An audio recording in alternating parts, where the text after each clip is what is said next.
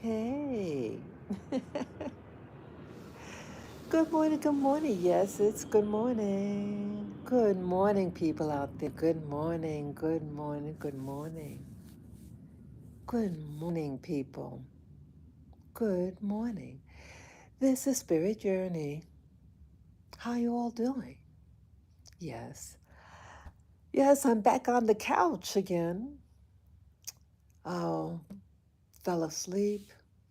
Yes, my monitor's out there, boy. I've been camping out here a lot lately. I feel like I'm comfy. It's like I feel more comfortable being out here than going into my bedroom. Yeah. Um, well, I just got inspired. A lot of my videos, I I'm very spontaneous. When I feel like talking, I go grab my camera and take a live stream.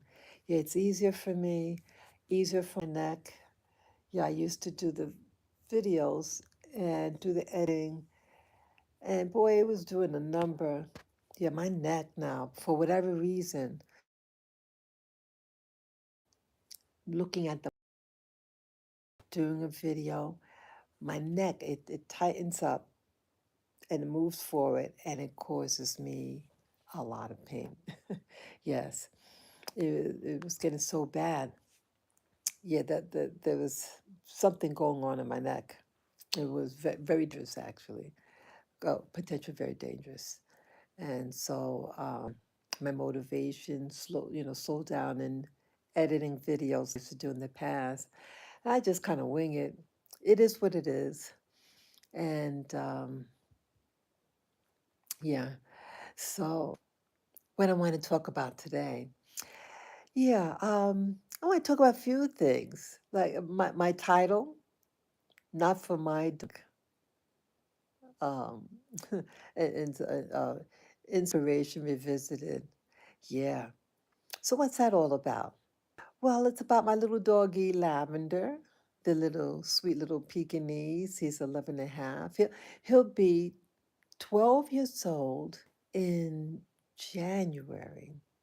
Oh, I forgot. Oh my goodness.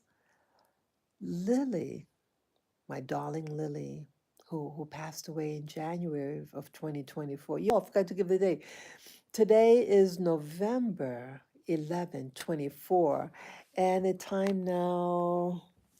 Uh, it's about 8 after 1 in the morning. Yes. Yeah, I just basically just waking up, woke up and I'm watching this video. I think it's called Business Insider. It's a fantastic channel. They here they're talking about foods and foods that are made for those top-notch restaurants. And what I find fascinating with it, the care that people take. Hey, viewer. Good morning here from Rwanda. Yeah. Yeah, I got my, you know me, I got inspiration and I just want to just share. See, a lot of things with my videos, at least this type of video I want to do. It's reminiscent, like I say, inspiration revisited. Some years back, I think it was 2017, I did a video um, inspired by the the making of this cured ham. I don't eat any pork products, but I am fascinated with. It was a video that discuss how this particular French family they make high-end ham, and it's amazing the just the whole operation, how they made this ham, and they did it with such care, and um, it was also inspired that was that oh God, that Um, that country, it's right near not Monte, was it Monte Carlo? Was it Monte Carlo? Well, Prince Albert lives. Yeah, that place is real expensive to live. Is for the super rich. Excuse me. Excuse me. And they Prince Albert gets his ham from them. Excuse me. I'm sorry.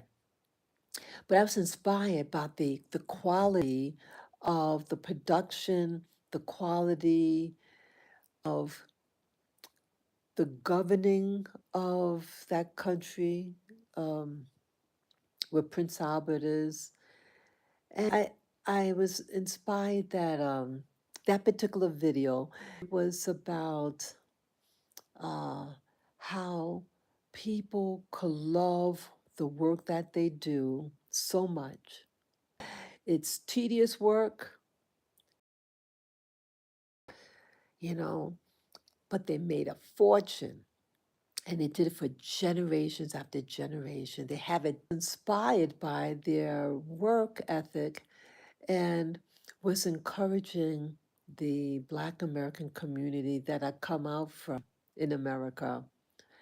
Um, hey, have a work ethic, learn how to do something well and market it. That's basically what it's about. So I'm inspired again watching the production of Salt. And prior to the Salt episode on Business Insider, it's a YouTube channel, they showed something about shiitake mushrooms that's made that was in Korea, a whole operation, man. They to science, and then they had this thing with seaweed that's harvested there in Korea. Then now, what I'm seeing now is salt, and I actually want to visit this particular country in Africa to buy their salt. That I want to do one day soon. Yeah, I want to go purchase African salt. I mean, it's a big world out there, people. Yeah, I'm in Africa now. I've been living down here consecutively since early January 2024. Many of you know I initially arrived this early summer 2023. Then there was an urgency, I should say, a severe urgency, and I had to leave the country, go back to my state, to America, and then I had to come back. And I came back here to Rwanda in Central East Africa and been here since. So let's see. So it's like 10 consecutive months here since January. And I get more acclimated. So, what's the point? Yeah, so um, I'm fascinated. I've always been fascinated, people. Yes, hello, viewer. Hello, hello, hello. Yes, so I've always been fascinated about um, seeing production. I've done many, many occupations, worked for many different industries, and I'm inspired when I'm watching on my monitor here, how people make things. I've always been interested in how people make things. And no, I'm not like trying to be like nosy. No, but I find it fascinating, people. Start watching, well, don't watch too closely because I don't want people to think that you're just trying to steal their ideas. But no, I am fascinated what humans could do, what humans could make, and then sell it. So right now, I'm in the country of Rwanda, and manufacturing of goods. Again, it's a developing country, and again, this video is no way trying to insult the people of Rwanda. No, no, no, no, not where I'm coming from. But it's a black nation, if I say that. And I'm from a black nation in America. And I kind of see parallels between blacks of America in New York City, where I am born and raised, and the people here in Rwanda. And the people work hard here in Rwanda, but that sense of that production edge, um, I pray that it finds itself and becomes the master at what they do. And when you are a master at something, uh, you can demand your price. Be good at what you do. And so it's more, this video is about inspiring those to shock you and this and that. No, my video is just not here to shock you. Maybe some of you might even be bored by me. But though, see, I'm not for the popular, the pop culture. I'm not part of that. And you see where it's heading you people in America. Like the Diddy, the Diddy culture. You think you're floating on top, even calling yourself brother love, but there's no love in you. No love in you, Diddy. Diddy poo. Diddy poo, yeah. And there's a word, like I was in the Navy. We have what's called a ditty bag. I kid you not. I kid you not. A ditty bag is like a laundry bag that you put your delicates in and you throw it in the wash. Yeah, Diddy needs to be thrown in the wash. So I thought the parallels when it hit me the term, Diddy bag when I was just when I yeah I was watching a ton load of videos regarding episode that Puffy. See, I know him by the name Puffy or Sean Puffy Combs, but in his how he evolves with different names. But I mean, this video is not Diddy, but indirectly maybe it could be. Again, he evolved in puke, and more puke as time went on. But uh, but based on the data, the information that you see regarding him, the people are coming out of the closet about what transpired between them. It's looking bad, worse and worse and worse. And yeah, it seems like, in my opinion, allegedly his behavior has him such that now he's incarcerated in New York City, I think Brooklyn, one of the worst places that you could be, in prison, I mean, in jail. Yeah, there's actually a difference between jail and prison. Jail it's a technical term. Like jail, if it's something like if it's under 11 years your stay and anything over a year stay is prison. Yeah, I used to be a security guard and we had to learn certain terms, but I forget exactly what but it's something like that. It's about the length of time in there. And so he just got in there. So he's incarcerated. He's in holding. And yeah, he later wanted people to know him as a brother love. And you see with some of the outfits that he has, and he's like wearing all white, and white in Western culture means purity or a wholesomeness, and he has a big giant cross on his chest. People, this should be telling you something. Be wary of the pop culture, especially the musicians, the songsters who wear those big crosses. Stay away from them. That's what my heart says. Stay away from people in the music industry who like to sport these big crosses and wear white. And what we're learning about Diddy, that he allegedly is doing some very fiendish things, okay? So anyways, Um, I want to talk about, I think I threw that in there about the ditty bag, the dirty bag, ditty bag, um, that you have people who have a talent for business or talent in a particular craft, and then they exploit it. And you have so much potential, and then you waste it on why do that? The money would come. And does he need more money? How much money you need? And some people say you never have enough. See, there's a problem with that when you see no, you don't have enough. You never have enough. Then it's a perversion.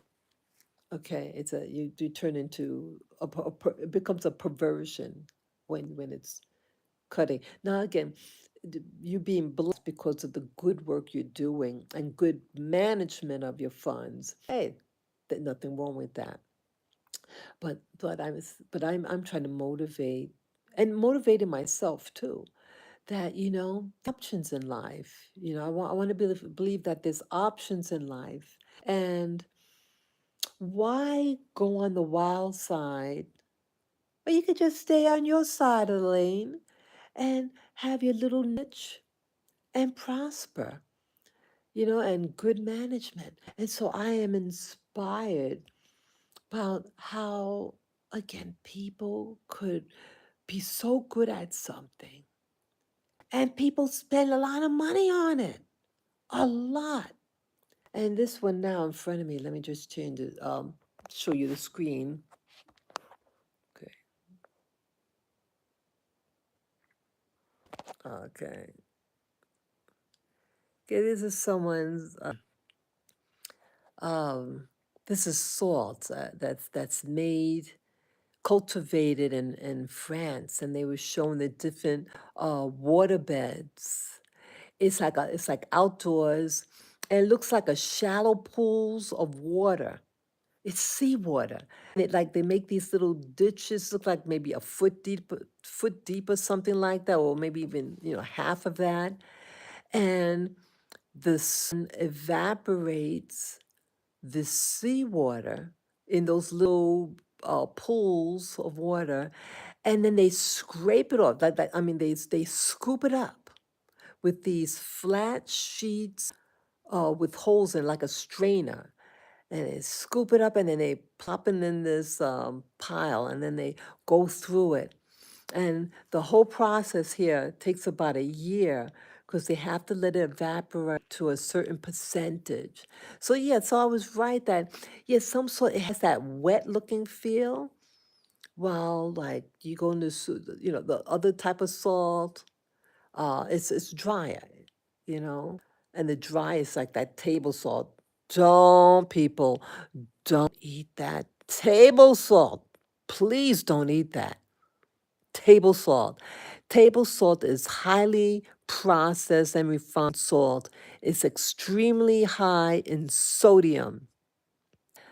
And like a true salt has a whole um, slew of minerals. We're born. When we're born, the when a woman's water breaks when she's about to give birth, it's salt. Your tears is salt water. Salt. You come from the salt. The minerals in your body have the salts in it. It's so important, people. It's so important. A wholesome salt. Invest in it. You want to invest in your health?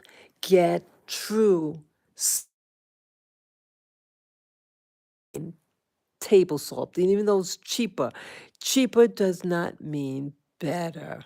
I mean, cheap. I mean, it's cheap for a reason. It seems like foods that are extremely processed for whatever reason, it is cheaper. you know, um, they got to do so much more for table salt, but it's cheaper. And there's other things on the market, like the cereals, the cold cereals that they make in America. They gotta refine that, like, let's say, like things made out of corn. Man, they process, and then they have to add things to it because it lost its natural nutrient content in that food, you know. I'm gonna turn back the picture again. Okay. Yeah, yeah, switched hands too. So yeah, I was a food major, and I got my master's in nutrition, and so I'm aware about certain foods. But it seems like, when I left when I graduated and everything, it seems like you start to learn more about actual food, you know. Say that what was lacking is that the real study of food. Um, like we studied like biochemistry, um, what else? What else? Um, like more like the like oh, just seemed like things how it works in the body, but the actual food itself, and how to preserve the quality of food, that's what was lacking. Yeah, yeah. Um, so when you graduate, you really don't know about the food itself. Food, actual food, the actual apple. I would say it was more I call it a mechanical approach to food and nutrition, you know. But like when you start seeing shows like this, how people produce edible food, it's like, wow. Um, I could see that's something that really should be discussed. The food that you actually eat, the properties of that food, how the body digests it. Like they like teach you the mechanics of the what enzymes, the biochemical. That's not going to help a client really, But hey, understanding how the food is made there, you know, in the process. Yeah, you have food science. You have people who manufacture so-called food that you get in a supermarket. Yeah, it's refined. The supermarket is a refinement of wasteful food that is so toxic. Yeah, I saw a video the other day, maybe 2 days ago, and it showed the health status of Americans. Americans used to have a high quality of lifespan to the world. And now, for an industrialized nation, it's the bottom. Pretty much the lifespan has shortened, and they explain why. The processed cereals that we eat, like we're not, Americans, where I'm from, uh, they don't make food, real food. They make junk, and it goes in our body. The breakfast cereals, it's so highly mined. Um, you're not eating the real food, like things made out of corn. It's not real corn. It's not corn anymore. It's that mixed with sugar, tons of sugar, chemicals, food coloring. It's Frankenstein food, people. Frankenstein food. And you're eating it and you're getting sick, sick, sick, and sicker. And then you wonder why you're sick. You wonder why your behavior is maybe the diddy bag, diddy pool. Maybe what's he eating? That his brain. Yeah, I think so. I think he got like a something in his brain growing. Yeah, something's not right. Yeah, yeah. And he does drugs. Allegedly does drugs, and sad. See, it's ravishing his mind. And for him to start to seem delusional, calling himself Brother Love, wearing wine and the big cross, not holy guy. You are far from holy. And yeah, what they're doing. Yeah, sometimes the things that you start to eat consume you, and it controls you. and it reprograms your brain, and you think you're the master of your destiny. You're not. You're the master of the devil, the master of devilishness. And yeah, those drugs consume your body, consumes your mind, and you have an empire of poo. And where does it lead you in the end? People, Black Americans, with what I'm a part of, what does it lead you? It leads you where Diddy bag is. Okay, I don't want that.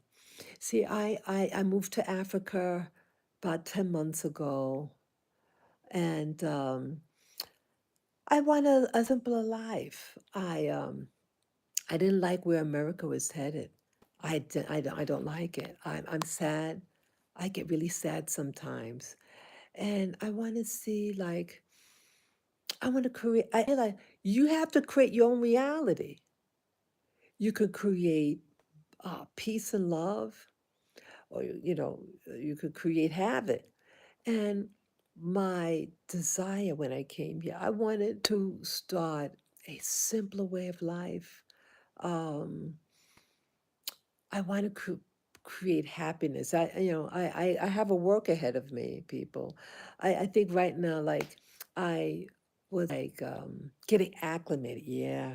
When you move to a different region of the world, people, get prepared. Your body, your health is going to shift. It's going to change, and the process be comfortable. I say it again. The process of getting acclimated to a new environment could be hectic, and yeah, people. So yeah, there are always symbols. But I knew I didn't want to stay where I was in New York. I mean, I love New York. I love the old, certain aspect of New York City. We have everything. Oh man, I do like good food, and we used to have good restaurants. Now, boy, it's the industry the of cooking your food, the restaurants. See, it's all about cheapo. Get cheap labor, you get cheap labor, you get cheap ingredients, you get cheap food, and you get a cheap mentality. Yeah, start looking at how the people in New York start to act, how they act. How do they? They're not right, but some of us are waking up, and some of us was waking up to for that election that just took place a couple of days ago. Yeah, yeah. Start noticing about people, what people eat who belong to certain political parties. What do they eat? Where do they go? What are their lifestyle? What do they look like? Do they look like freakazoids, where they probably eat freaky food and freaky lifestyles? But when you come to yourself and you're in your right mind, you're gonna be more conscientious. At least in time, some of us are just waking up and realize that certain lifestyles, certain foods, uh, things like that are not good for you. And what does it lead you? It leads you in despair, leads you in ill health, etc., etc. Yeah, so now I'm here in Africa, in Rwanda. And yeah, you know, the honeymoon is over. Yeah, I've said that before in some of my videos. Yeah, reality of certain things. And it could be like it's kind of spooky sometimes in the sense of, like you ask yourself sometimes, did you make the right choice? Did you make the right choice? And with that transition, everything that comes with it. I have met a lot of good people. I've had many, many good experiences. But the honeymoon doesn't last forever. And you start to see other sides of life that always existed. It's just you didn't see it, you know. And excuse me. So I am learning about life. I'm learning more about myself. Like who am I? And that's what I'm asking myself. Who am I here in Rwanda? It'll be a year that I initially first arrived in December. So it's coming up real soon, early December. The first week of December, I arrived initially in Rwanda, and that's coming up fast. And I think the transition of, oh, because I did mention in the and so I almost got off track there, regarding my dog Lavender. Yeah, many of you know Lavi for sure, for short. Lavi is his little spicy name. His name of endearment I have for him. His name is Lavender. And yeah, we've gone through things here. My two girls who passed away, my two fur babies who passed away last January, and my little boy remains. And yeah, so he has his doctor appointment, and I've been told him, yeah, something like is telling me, you know, life is short. And what was that last week? Was it last Friday? He had to go to, yeah, he had his scheduled doctor's appointment, but the day of his appointment to go, he didn't want to eat his breakfast. And it's okay. Make mention of this to the doctor. And yeah, he stayed in for that weekend, and then there was a problem, and then his recovery. And then he got his teeth done, and his teeth wasn't as bad as the doctor thought, thank God. So yeah, he has his follow-up doctor's appointment for Tuesday. So yeah, Lavender did lose weight, almost a pound. He was a little guy. Yeah, he went to 4 kilograms. Yeah, that's light loss since he'd been here, 4 pounds. So I'm trying to get him fat, get him meat on his bones. So nutrition is important to him. And I love Lavender, my little dog. And as I said in the title, not for my dog, something revisited, about health and nutrition. Yeah, I'm inspired. Inspiration revisited, yeah. Inspiration regarding foods and food preparation. And me and Lavi, well, yeah, so he's still recovering. Needs to eat, he's going to picky again because his food. Um, I had bought a week ago, let's see, a week ago Friday, after we left the veterinarian, I went and I purchased um, a fancy, strong, made of glass mixer, blender, and I want to, because he had some teeth extracted, but like two or three teeth extracted, and for the healing process, you got to eat soft food. So I invested in a new blender, and I came here with a blender, um, but it's not using the voltage here in Rwanda.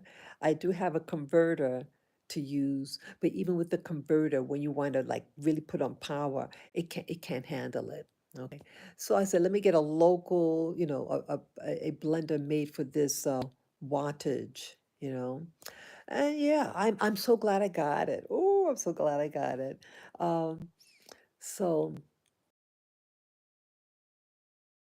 he's being fickle. He's my little boy is acting like Lilac. Lilac was my Shih Tzu.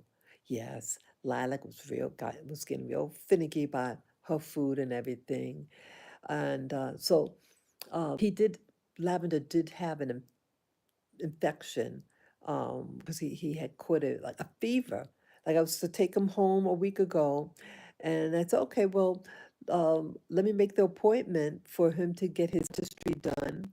So we left it. He was to stay overnight, but in the morning he caught a fever, something. Yeah, he went down. The doctor was worried that he wasn't going to make it. Yeah, you could be fine one and oh, just stay overnight to get your procedure done. his teeth clean, and boom, something happened. So I realized, people, sorry. So I realized, um, Lavender is, I mean, his health is very delicate now.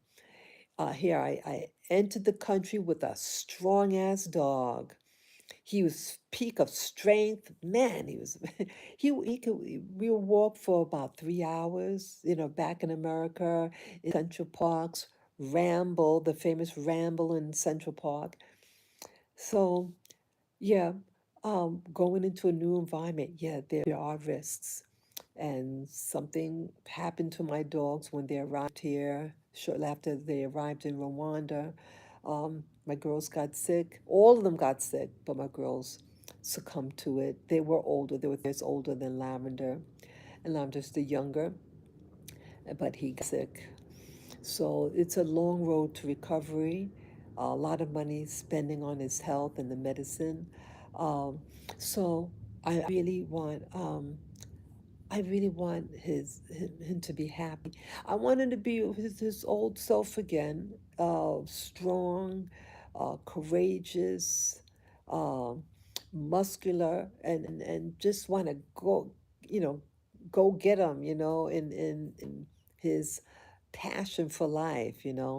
So some days it's like when he's here in the house, he acts like a real happy, healthy dog, and then he changes, and then his food habits. So I got the blender. He had his teeth done. I want to keep his teeth healthy. Healthy teeth, healthier life. Yeah, people. And for me too. Yeah, I have a dental appointment too. Oh, yeah, I have a dental appointment coming up. Oh, wow. Yeah, I have a dental appointment coming up. And so yeah, get your oral health is important. Yeah, so pray for me that my dental situation gets better. Yeah, I had a bad toothache. Yeah, this month was a very challenging. Oh, I'm sorry, it started last month. I'm sorry, in October. October was a rough month for me and Lavender. And yeah, anything could happen, people. So I always into health, and I was a food major, well, a nutrition major in school, and so I like watching these programs I was just showing you on that's on the monitor here. It's encouraging me and teaching me about food production, and in this case, salt. Yeah, and I want to purchase some real. I did buy some salt here, local salt. I don't know where it's harvested from. I want to find out.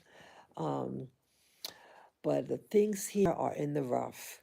Um, Sometimes like the salt that I got that I think it has impurities in it, like pebbles, man, or the rice too, the local rice. Yeah, I want to buy Rwandan.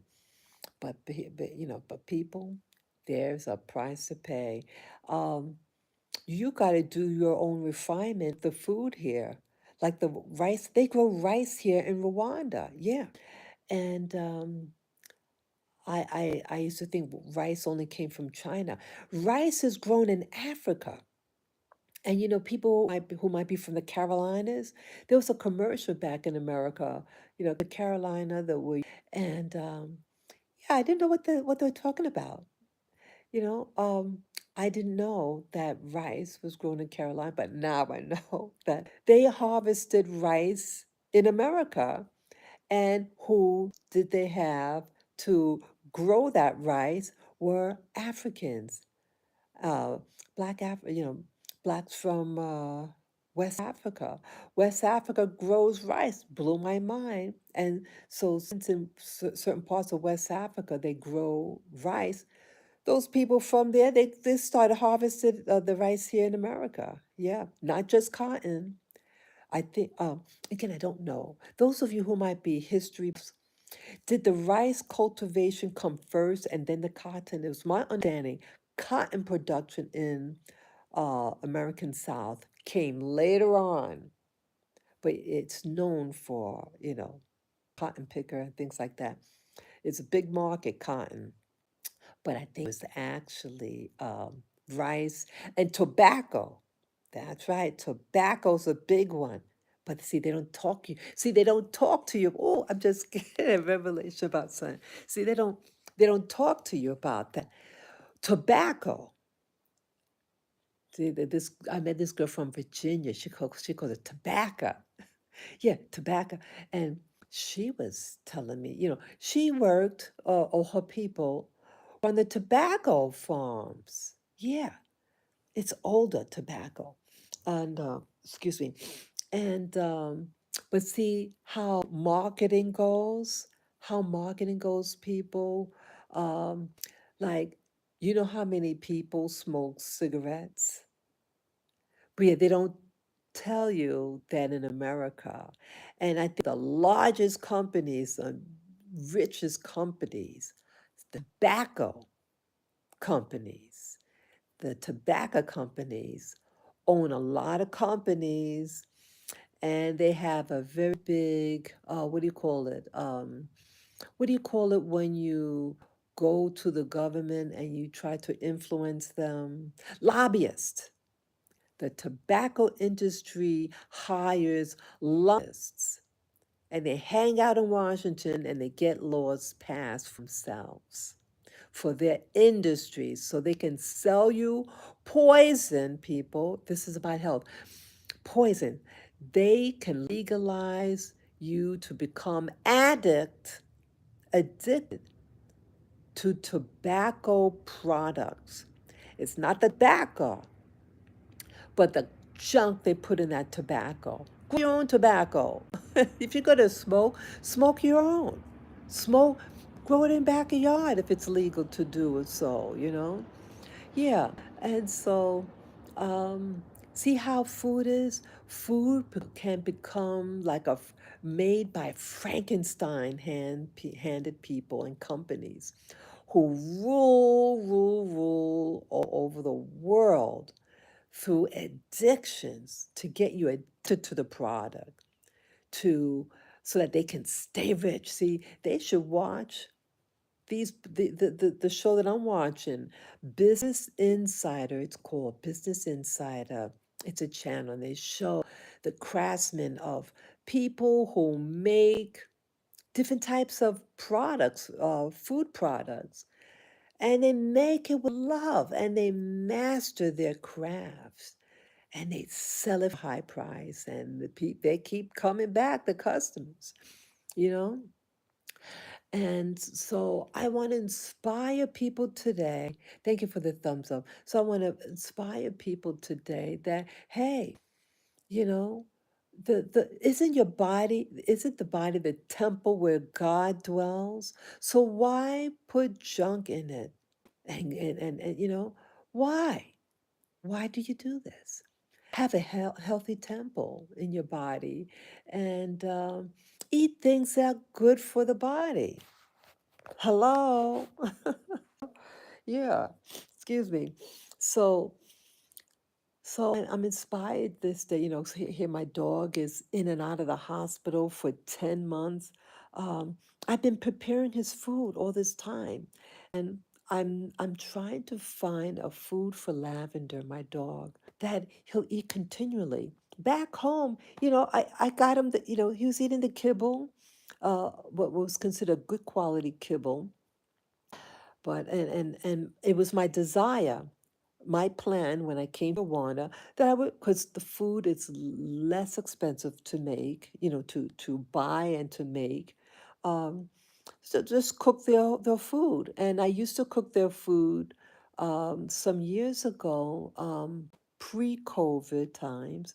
I used to cook their food. And then it was becoming I was concerned that in New York City where I live, um, the food that I was making, if we lost electricity, um, the food would spoil. And if I had to go somewhere on a trip or something and away, who's going to cook the food? Yes, yes, I know I could cook in batches, put in the refrigerator. But again, if an outage, and certain months we have outages and other political things were happening in New York City, and uh, to get your shipment in, and some they were um, threatening the people who import the food into New York City in large trucks. They were threatening that they're gonna boycott and boycott and don't bring in a shipment for just 3 days. There's no more food, and you can, what do people do when they panic?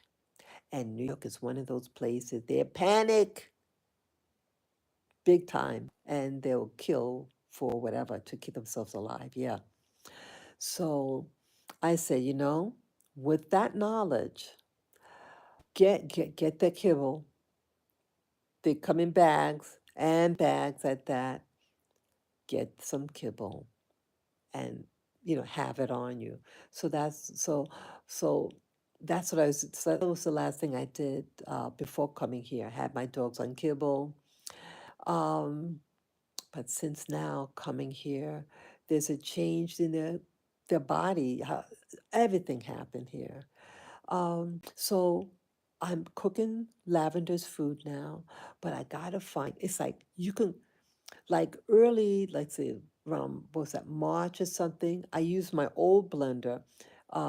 It was a choking hazard situation. So I said, okay, I'm gonna put. Yeah, I was told to give him the ground beef and rice. Boil it, and I did that. I had to throw it in the blender for those reasons, for the choking hazard. And boy, he was eating that food initially, and then he stopped. So um, I bought a sweet potato for him. The one with the red skin. He seemed to eat that.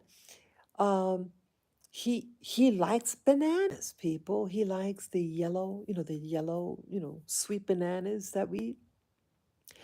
I've been giving him that. I did try the cooking green bananas. Um, I prepared it for him. I crushed it, and I think I put an egg in it, and he ate up that bad boy. Yeah, I said, "Oh right, Lavender's gonna get that weight on him." Yeah, so so yes, he needs to gain weight. So I give him I spread out the bananas throughout the day. Give like two those the bananas like this big, the little skinny little bananas. I call finger bananas. That's just my name for them. I don't know what the real name, but they look like little fingers. And I gave him two in the morning when he just wakes up, just to get him energy. And we went out over, I think it was Saturday we went out, and I kept him in remember that little, what do you call it, sling? Yeah, I had him on the sling. And we walked in the old neighborhood, that we initially walked in, um, just to get him some fresh air. I do have a garden, and I have him walk in the garden. Um, yeah, my vet told me do not have him walk outside, because his teeth his gums have to heal, because they did pull out some teeth, okay? They said, because we want to avoid him, banging into something and it cause a problem. He's been here, um, but let's see, I carried him. What was that? Oh, yesterday morning. Yeah, Lavender and we went out several times today. Let me see what we did. Okay. Um, well, first we went for a little early morning walk, and I had him on the sling. And then we came back home, and I gave him his breakfast, picky about it. But I'm seeing, okay, how I set up his tray. Uh, um, I had his ground liver. I'm giving him beef liver, and I smashed it up. He had a little bit of that, and then the boiled green banana that was smashed up, and then hard boiled egg. And you know what he ate? Interestingly, I did that. I had all on one plate, but separate. separate. S- Um, so I noticed yeah, I did that also. I wanted to see what he was attracted to. He ate the egg. Yes, he wolfed down the egg, the mashed egg. It was hard boiled, and he ate the liver, and he left the green banana. So it's interesting because sometimes, like when I mix the green banana and the egg together, he doesn't want to eat it. He doesn't, and I put this egg separately in his mouth. He spat it out. So I don't know. People, any of you who know about dogs, why they be spitting out? Again, he just came back. He came back from. Excuse me. Was that last Saturday? What was that? I'm trying to remember now. A week ago Saturday, his teeth were done. Yeah, yeah. A week ago Saturday, he came home, and so his teeth are good. So I'm trying to get that.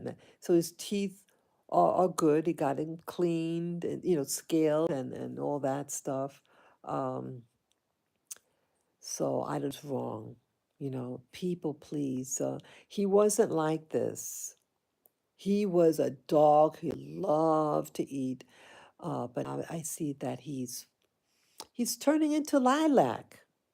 Yeah, I love my little Lilac. Lilac was the Shih Tzu. Yeah, Lilac was picky, but she was my little girl. Oh man, she was my little Peanut. Yeah, her little nickname was Peanut. Lilac the Shih Tzu, and her little pet name that I had for her was Peanut, because she had a little round head like a peanut. Oh yeah, I would kiss her little head. She was sweet. She was a sweet. And my little Lily. Lily also. Lily passed away too. She was my little Havanese. Yes, peace, love, and blessings to you, Lily. Lily, you are mama's, mommy's shadow. You followed me everywhere. You were a true loyal dog. Okay, peace and love to you, Lily, always. Okay, so Lavi here. I gotta find out what, I'm trying to get my dog to gain weight. They initially took, oh, the vet initially told me I put in the food, and he was gonna put some on the side of me that I can bring home. He was gonna put it in a, what do you call it? A syringe. But then when I was to go, for whatever reason, they didn't have it. They said, "Oh, it's for cats." So I don't know what happened. So either way, Lavi needs to gain weight uh, um, quickly. Yeah, just to, you um, I don't want to give my dog junk, but I gotta give him some high caloric foods. Gotta get him. So I'm thinking also, like, I do have cornstarch. I'm wondering, like, corn is real. That's a carb. Okay, that's a high carbohydrate. I met a girl from the Dominican Republic, and she had stayed over my house with her toddler. Let's see, he was like a year and a half, and she asked me if I had any cornstarch. I said yeah. So she took some, put it in water, and gave it to the baby, and it put it in the baby bottle. Wow, that is something else, people. I'm sorry, my nose is itchy. I'm sorry. I'm wondering, that mommy, that Dominican mother, uh, it was to feed her baby. She didn't have any baby food. We were hanging out, and she had the baby. Yeah, maybe I can do that for Lavender. I got to do something. For what reason, the banana, oh yeah, people green banana. It's actually very nice. You take the green banana. Oh, I bought some the weekend. Yeah, it was, oh, what was it? I think it was Friday. It could have been Friday or Saturday. I bought it. Yeah, yeah, we had a plant, we have a banana tree out there, and it was harvested. It was about 2 or 3 weeks ago. Yep, and I completed those bananas, and I said, I'm gonna adopt green banana in my diet. because I thought Lavender liked it, because I made some and he was eating it, but now, just the meat, not the skin, and I know what's going on. He's now refusing the banana, the green banana, the cooked green banana. I cook it in the pressure cooker. I have the skin on. I cut the ends. I slit it down the middle, just the skin in the middle, and uh, put it in a pressure cooker, let it cook for 5 minutes. Just takes 5 minutes, and then you let it cool. So it's a fast food to cook. So he didn't eat it. Um, oh, he did eat, and maybe I make some of this today. I put some, what do you call it, sweet potato. Yeah, I went to the market, bought 2 kilos of sweet potato, and he did eat some. What was that? I think Saturday after I came back. Yeah, he ate the green banana. I mean the sweet potato. So yeah, so I'll I'll make him some of that. Yeah, I'll try that. So I'm just people trying to find out what can work. Yeah, so he did eat his egg. So yeah, got some protein. Sometimes I put a little bit of olive oil, sometimes even coconut oil. Coconut oil is a antibacterial, antiviral type of natural product. So, oh, I should put some on his teeth. You know what okay, I know what I'll do. Um, because teeth were just done about a week ago. I did buy some coconut oil. I'll put some coconut oil on his teeth so um, the starch that he's eating doesn't get really caked on. Okay.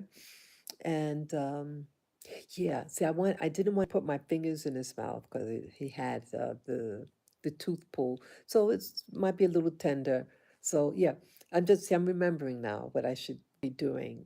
Um, get the coconut oil, rub it on his teeth, so it's keeps it it pulls some of the impurities out of his mouth, and helps prevent the plaque buildup. Yeah, so I'll do that. At least that I can do.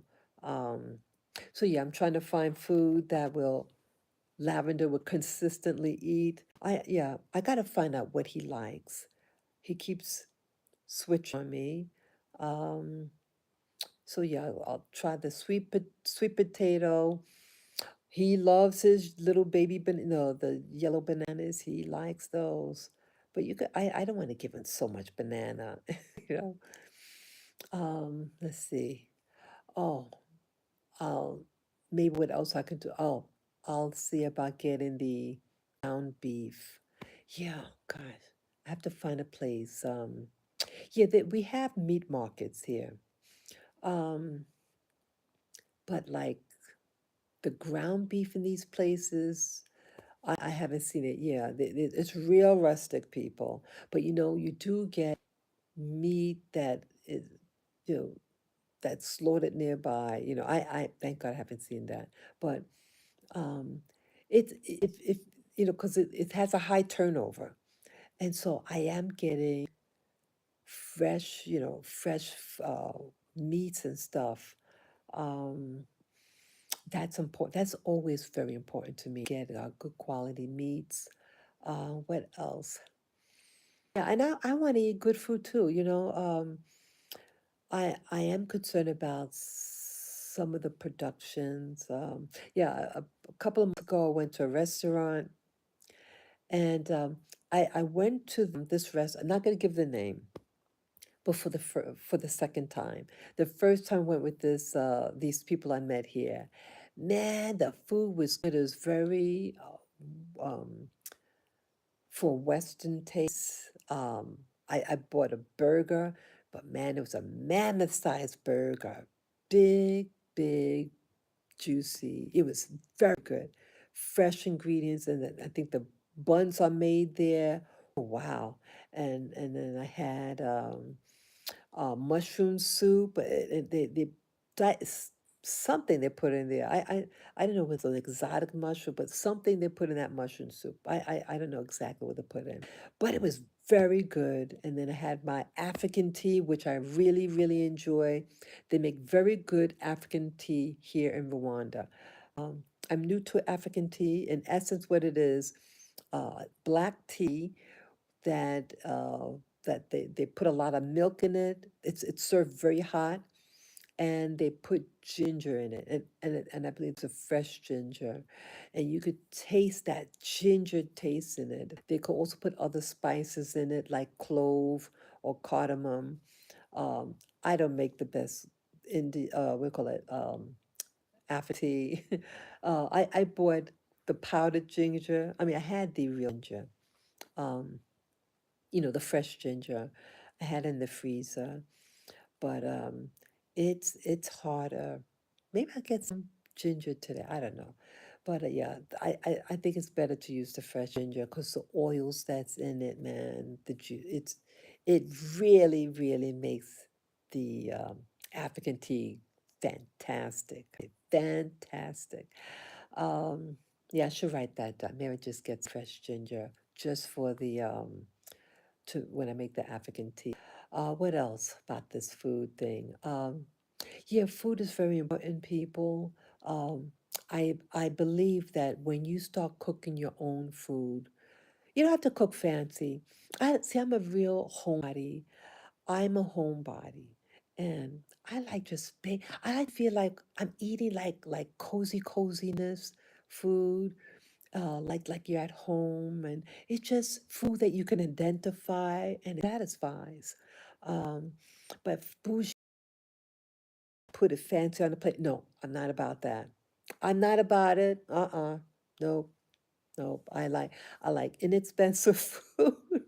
Yeah. Oh, what I was almost forgot what I was saying about when that restaurant I went to twice. The first time it was cooking really good.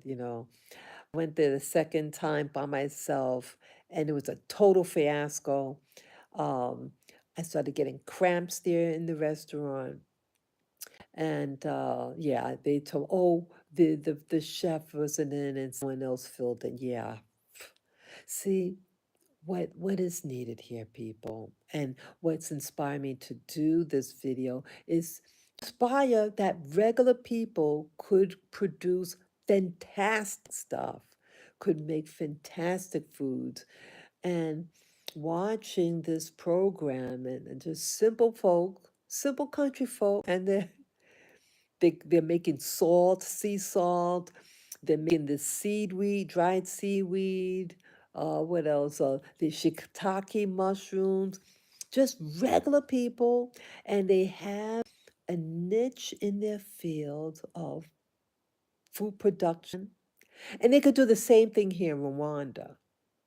That's why I'm doing this video. I know it take a long time to get to the point sometime, but um, Rwanda, you can do it. You're a small country, but it's not the size of a country that makes it great. It's the people that make it great. It is the people that make country great, not its size, but size can help. But it's what you do with what you have. It's what you do with what you have. And I'm going to say the third time, it's what you do with what you have. And Rwanda, you can do it. You got to start think outside of the box. Start maybe looking at these TV shows that I'm watching, Business Insider, and get inspired about people who are producing food for the world. Good quality, safe food for you. Safety. Yeah. You buy like the salt here, man. Oh God, something was in that. Almost so it's gonna break my tooth. I bought the Rwanda rice. I want to buy local food here, local products here, and yeah, I want to buy their rice, honey. At your own risk, people. At your own risk. Bought like what's about 5. It's like a 5 kilogram. No, it's about a 5 kilogram bag of rice. And man, you gotta wash that bad boy over and over and over again. And oh God, you almost break your tooth. I'm serious. At your risk, at your own risk, people. You shouldn't have to risk damaging your teeth eating food. And it gets me angry.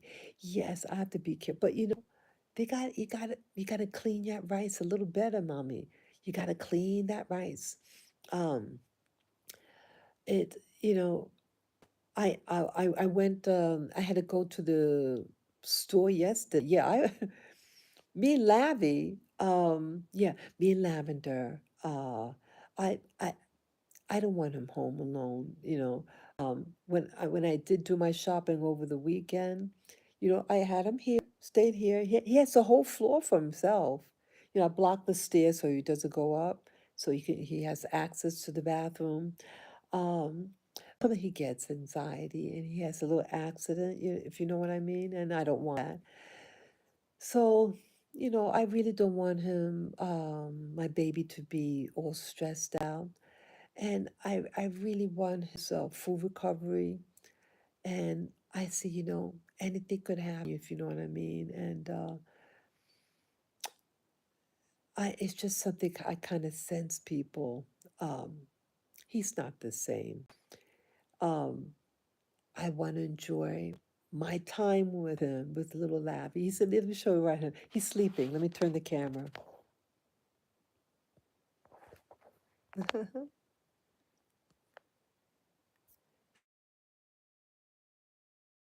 He likes to sleep. I guess that's the table. I guess for he feels safer there. But yeah, that's him sleeping. His back is to me. And he likes going over there, you know? Yeah, so yeah, he doesn't like the couch. The couch, they use this foam, this foam mattress, foam mattresses for the couch, and it gets too hot. Yeah, he doesn't like it. Yeah, he could. I want to like cut up with him on the couch. He said, "No, no, mommy, it's too hot here." So he wants to. So he likes to stay on that, or sometimes the bare floor. He likes the coolness of it. Okay, so that's him. Yeah. So I realized with Lavender, I have to be real. Um, as we see, things could change so drastically in his life, health wise. And so I say, so yesterday, I think, yeah, so yesterday, um, we went out. We went out 3 times. He went out 3 times with mommy. The initial daytime when we did our early morning walk. Um, Was it the first time in this week since a week ago Saturday? Oh God, let me see. Yeah, we might have gone out once, but he was in that sling. That's right, he was in sling. But yesterday, I have this backpack for your pets.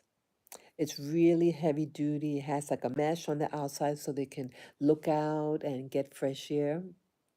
So I said, I'm not going to leave you home alone, Lavi. You're coming with me. I have to go leave before it gets, it was a cool day. Um, it was it rained on and off all day yesterday. And so it was very cloudy. So it was cooler outside. And yes, it did start to rain. Um, yeah, so I had him in the backpack. I got town and I bought, what did I buy the first time? What did I buy? Oh, what did I buy? I don't know, embarrassing. Oh, what did we buy? That's embarrassing, people. It'll come to me. Yeah. So I went out, had Lavi in the backpack, and then we came home. Did we walk home? I might have taken the I might have taken the moto home. And then I thought, I gotta go back out again. Yeah, so I made his breakfast. and he just ate part of it yesterday. He ate the egg and the liver, but he didn't eat the smashed green banana. So I said, God, I'm really concerned about his weight. I wanted to get something that's real high density. So I had watched while I was eating my breakfast. I It came to me. I said, "Hey, they grow peanuts here in Rwanda. Hey, how did? Oh, I remember what it was. I remember when it was. We went to yeah, the second time we went out after our morning walk, and I had him on the sling. We went to this place called Sawa City, and it's like a little corner store. You can get some dry goods there, and I went to buy peanut butter. I left my reading glasses at home. I couldn't really read it. Had them read it to me. Some of the yeah, they didn't quite understand exactly what I was getting at, but I see. Yeah, I bought peanut butter. Let me show you. I bought this peanut butter. Well, if I can return it, I'm gonna return it.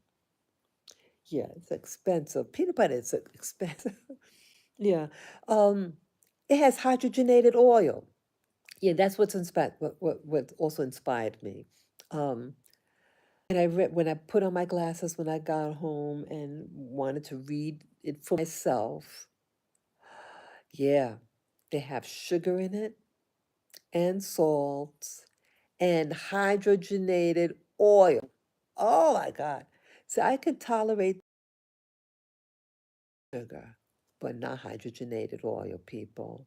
No, no, people, people, right now.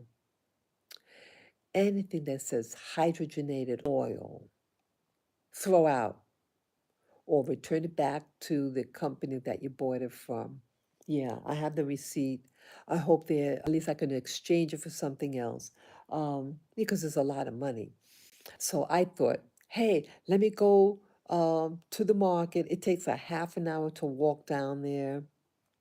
Had him on the backpack. Yeah, in a backpack. And I had his leash also in my little purse. So in case he needed to come out, I could walk him still. And that's what happened. He started to, when we left the supermarket, the little corner store, he starts to whine. Ooh, like that. Ooh. So I felt sorry for him. So I took him out. He just wanted to come out. So I had to watch him very carefully because the doctor said wait a week or so. But I wanted to do the full 10 days. But it's okay, okay. I'm watching very carefully, and it's not like we're in the valley where I like taking him. So it was in a very suburban neighborhood, sidewalks and everything. So we walked there, and some of it has some dirt, where the grass faded. Um, so he seemed okay, and so we did get to walk home yesterday. So yeah, we went to get the peanut butter, and I bought some other stuff too. And coming home, finding out there's hydrogenated oils in it. Hydrogenated oil is something that is highly toxic to the uh, body, for the human body. You wonder why a lot of people in America have bad cardiovascular systems. They eat products that have hydrogenated oils and other junk in it. It's very corrosive to the your plumbing, very corrosive. Um, it forms free radicals in your body, and it really screws up your system. And they know that. You know, they the food scientists are Frankenstein people. Dr. Frankenstein controls the food industry, the FDA. They get these Frankenstein people. There's Dr. Frankenstein. A lot of people, Dr. Frankenstein is that monster. No, that um, the doctor is one thing. Dr. Frankenstein is the mad scientist, but he made what's called the gargoyle, the monster. Okay. But probably the monster was probably better than the doctor, you know what I mean? Yeah, the monster can't help what he is because he was made to look like that way. But Dr. Frankenstein, the weirdo. So, yeah, you have weirdos that are responsible, that they're not responsible, that control what you eat, and they allow people, the industry, the large corporations that give you what I call synthetic food. It's real food, breakfast food for Americans. What is it? It's a carbohydrate that they dry up and then they add sugar salt to it, and they call that breakfast food. You know, it's all a marketing thing. They wanted of they created these foods for you in America to that will people like sweetness, you know. It's addictive. Sugar is very could be very addictive, you know, and it messes up your system, and it causes so many chronic health diseases of the body. You know, stay off of these processed food. You want to eat a corn cereal? Get the actual corn, and you could like make it like boil it or something, you know, to get the kernels, boil it, you know, get the sweet corn, and then you mash it up. You add your own damn sugar, also sea salt to your food. But don't, oh God, please don't eat that. Don't eat that. Yeah, a lot of this breakfast food, it's not real food. But I noticed like when you look into other countries and then they show their I said, wow, that's breakfast? They eat whole food in some of these countries that I would call dinner. They call it breakfast. Yeah, they eat real food and it's filling. Um, yeah, start making your own food, people. Start creating your own food. Um, yeah, Rwanda is a developing country. The people are really, I like the people here in Rwanda, but it's it's developing, okay? Um, I want to get good quality food to bring home and to prepare. And when I went out, yeah, oh, I went out a third time yesterday after I saw that the peanut butter had hydrogenated oils in there. Well, me and Lavender, yeah, we took the moto. Moto's a motorcycle. We took the moto to the market, Kabuga Market, and I yeah, and it rained on us. Started raining. Yeah, we arrived there just in time. It's like a started a light drizzle, and then when I got off the moto to where I wanted to go, because I told the driver, I said, "Hey, go to Kabuga Market. I want to get the peanuts, raw peanuts." And he spotted those peanuts before I did. Yeah, I thought they were beans. It doesn't look like those red beans that they have here in Rwanda. No, it's a peanut. He said, "That's peanut." Yeah, that dude, that the driver, he knew what it was. Yeah. So yeah, and I was familiar with that um person in that store too. Yeah, it looked like beans. The store that I actually bought my salt, I have to find out where that salt is from, whether it's local salt or not. But they could they have the black salt, it looks like a rock, and this white salt. Um and you could, you know, I broke it up and, you know, I put it in the blender.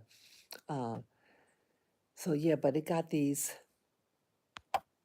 I think got these improperties in it because I'd be speaking and that, oh God. I need my teeth, honey. I need my teeth. I broke my teeth in the past, big time. Yeah. So I need all my teeth and I don't want to, it's frustrating. I don't believe in eating food that has pebbles in it to break my teeth, okay? So, yeah, so we went to the market um, the second time that day, and I bought some beans. Yeah, they're into beans here in Rwanda. They grow beans here. They grow beans in Rwanda, fields and fields of it. And then I found the peanuts with the red skin on it. And I looked on the internet how to make peanut butter. Yeah, because I'm not going to eat this crap. This has hydrogenated oils in it, and salt. Okay. I wanted the peanut butter because peanut butter is very fattening and that put weight on you. So I was desperate and I bought it, not seeing, I didn't have my reading glasses. Next time, Azalea, I'm to bring my reading glasses with me, okay? Going shopping, get your reading glasses, you know? So, yeah, so I said, no, not for my dog. That's why I called this video, not for my dog, you know? Um, Innovation Revisited. Yeah. Um, yeah, I'm being inspired. I say, I don't want to eat that. I don't want to give my dog that product to eat with hydrogenated oils and get my dog sick and get me sick. Yeah, I eat whole food. Once in a blue moon, I might buy these potato chips. Once in a blue moon, I'll do that. But yeah, you can make your own potato chips too. And I make my own popcorn. Yes.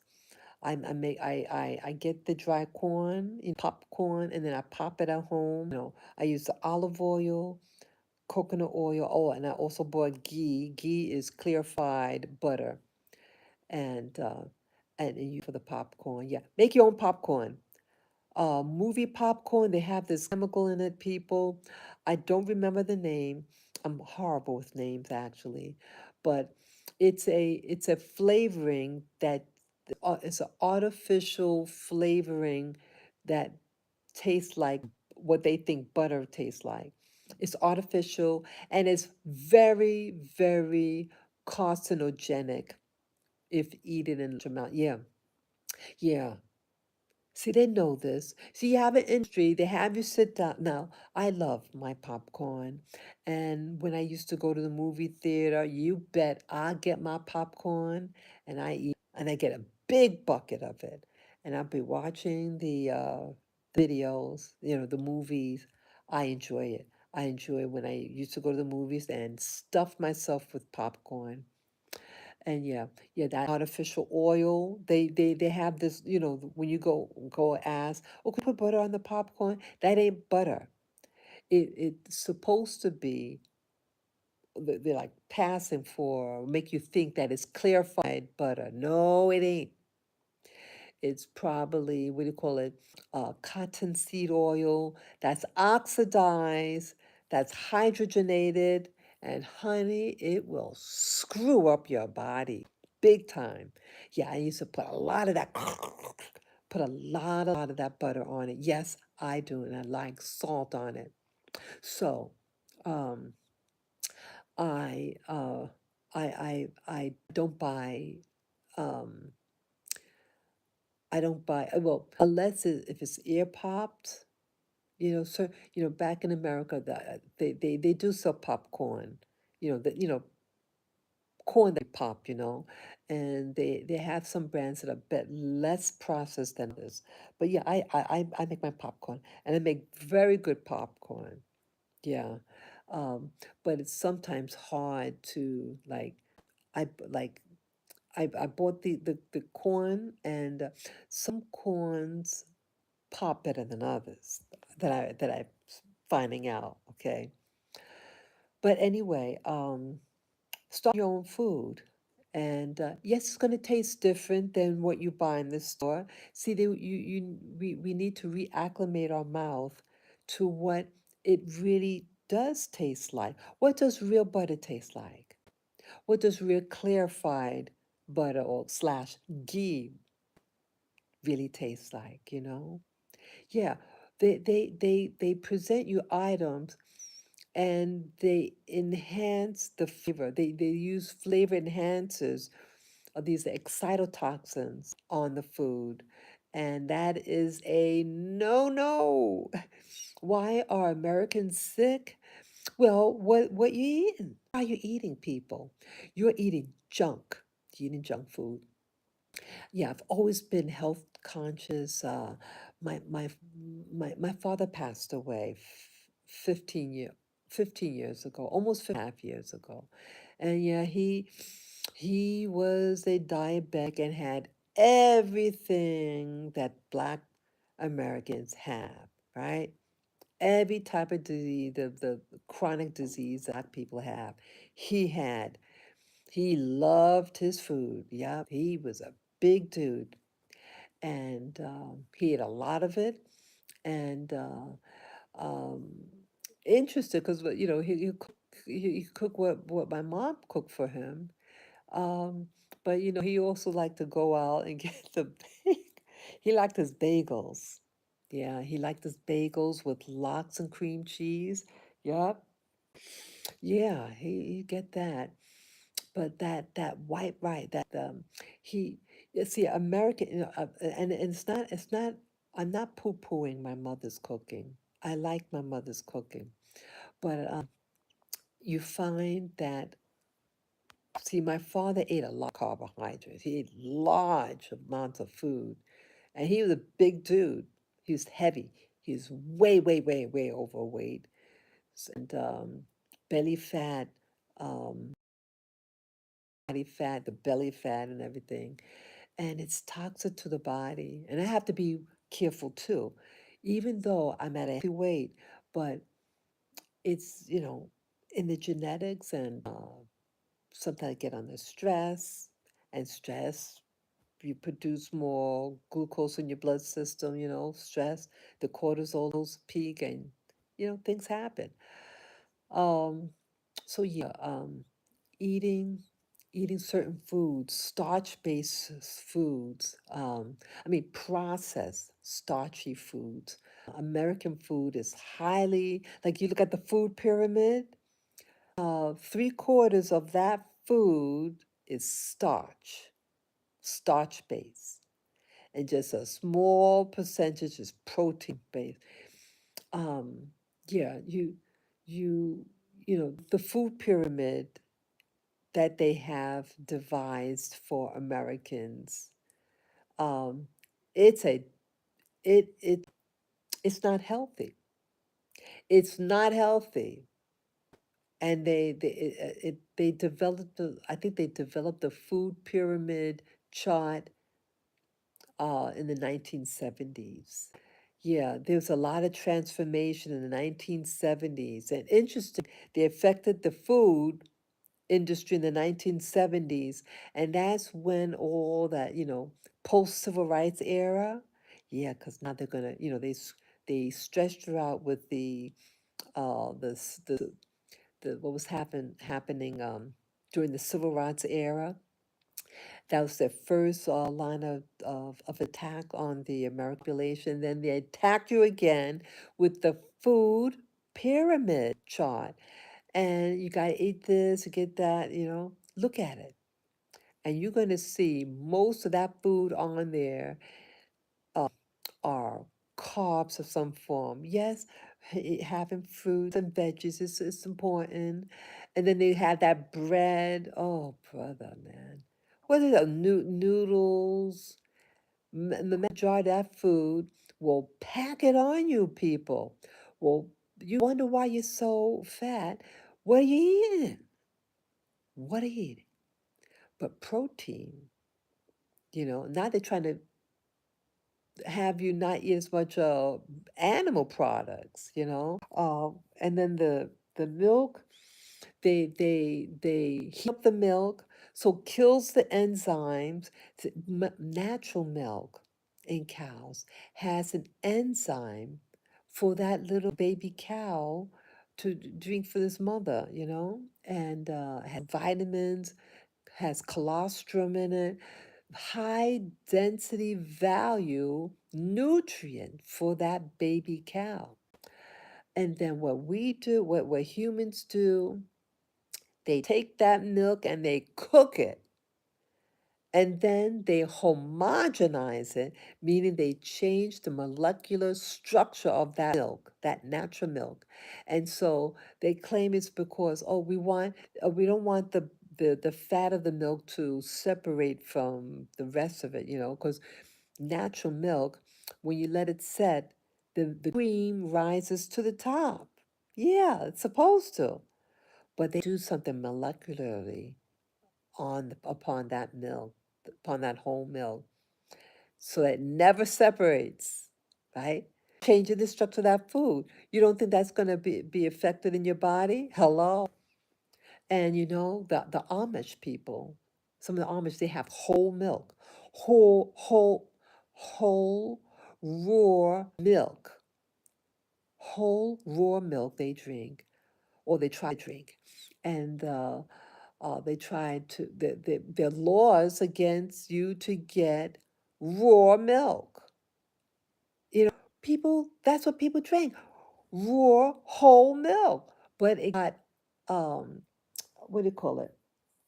It got, it got violated, the milk. And yet they like to push that milk to babies, right? Oh, give baby milk, give baby, right? Have your children drink milk, right? They push that. Remember that motto? Did you got milk?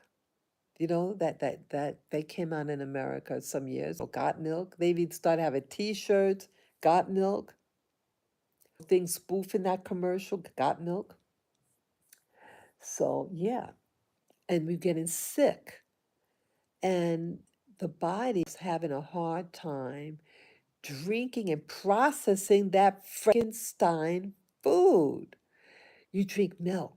You drink American milk and you get like a mucus in your mouth. Yeah, because your body cannot process it. The body cannot process that food.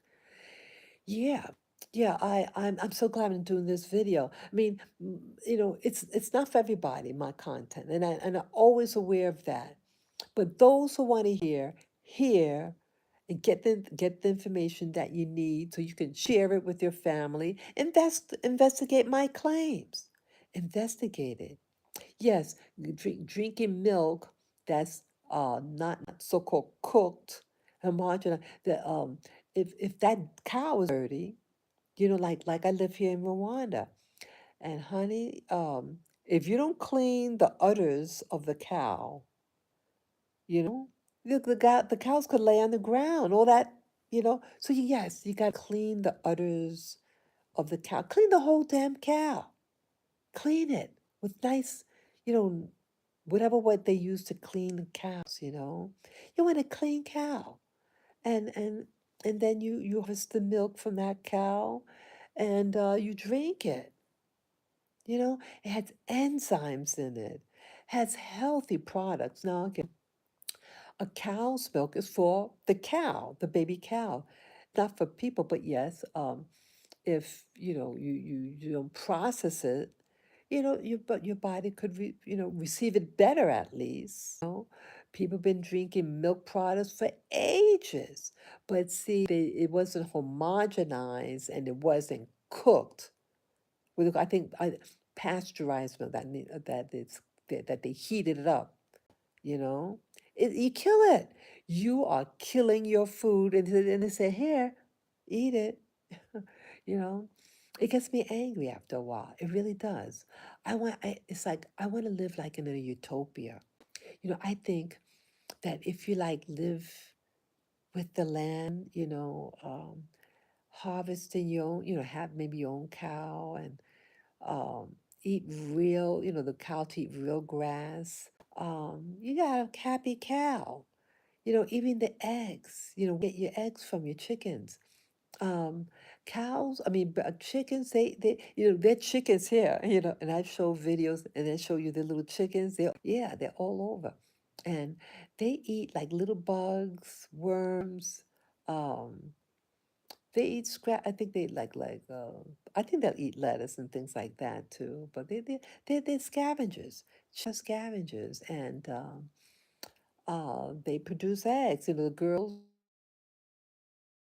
and wholesome food. Yeah, I learned that eggs, fresh eggs, that you don't, that eggs that are unwashed, um, that like Yes, it has stuff in its shell. Like the natural egg has this component, this protective coating over the egg that preserves the nutrient of, the health status of that egg. And so you give it out on the counter. Yeah, blew my mind. Yeah, a lot of things, people, you can leave on the counter. Um, and have it. It's fresher. And I'm finding that butter, you can leave butter out. Wow. But I would say, like, because it's the tropic, because you have critters here. I'm being very, diplomatic. You do have critters here. And so you want to cover that food. So I would like to make maybe like a container, like a fine mesh container. So, you want the food to get air in it, uh, put in a cool, dry place, um, and to protect that food from, you don't want vermin in your food. Yeah, I like to do that. Yeah, I'm thinking I want to create people. I want to create a natural lifestyle for me. It's something that I just have a fascination with, and I feel in my heart that the closer that you are to the earth, the closer you are to God, and I want to live close to God. I'm not saying I want to go to heaven. I want to live. But, I want to live healthy. That's what I'm getting. I want to live healthy. And I feel that being connected to the soil is being connected to your source slash God. That's my premise.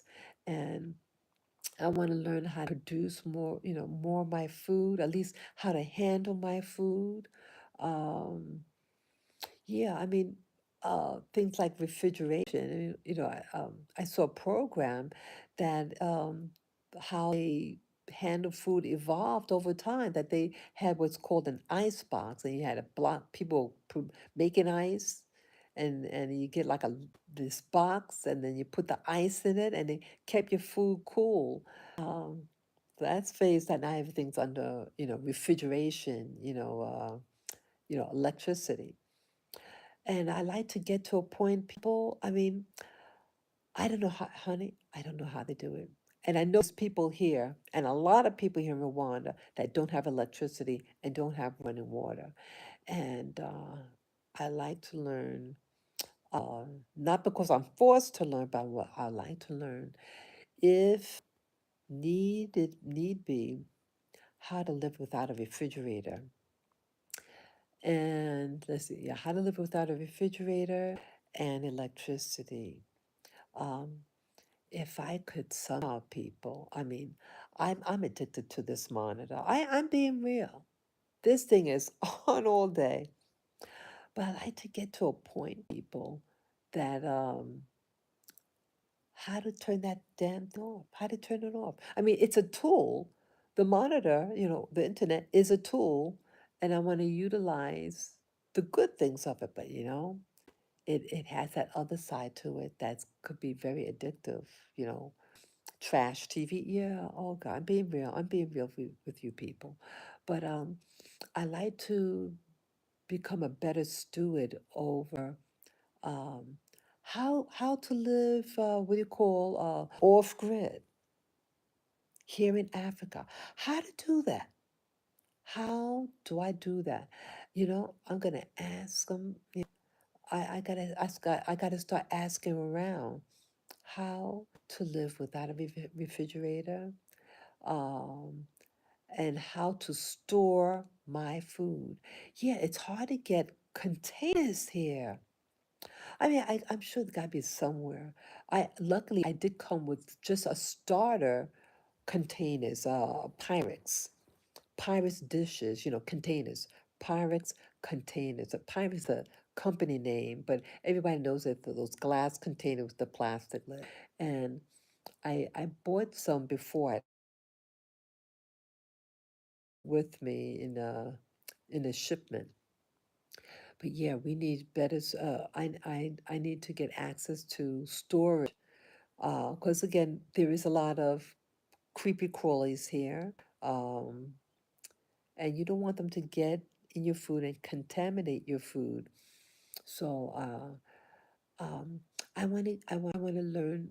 um, they like West Africa, they have these like fufu. It's some like a meal called like a cornmeal, I think it is. Yeah, cornmeal. And they boil it, and then they have this pistol, this plunger or something, and they bang it, plunge it, and it crushes the food and makes it into like a paste. I want to learn how to make that. Yeah, I want to get into things like that and really get into producing and cooking my own food the traditional way. I want to do that. I want to get the natural ingredients.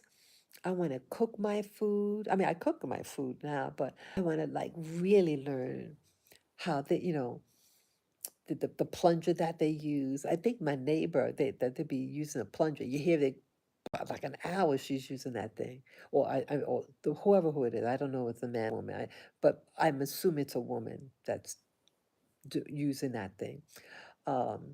But yeah, I just feel that what's happening. Like I'm from New York City. Many of you know I'm from New York City, and we don't know how to make anything.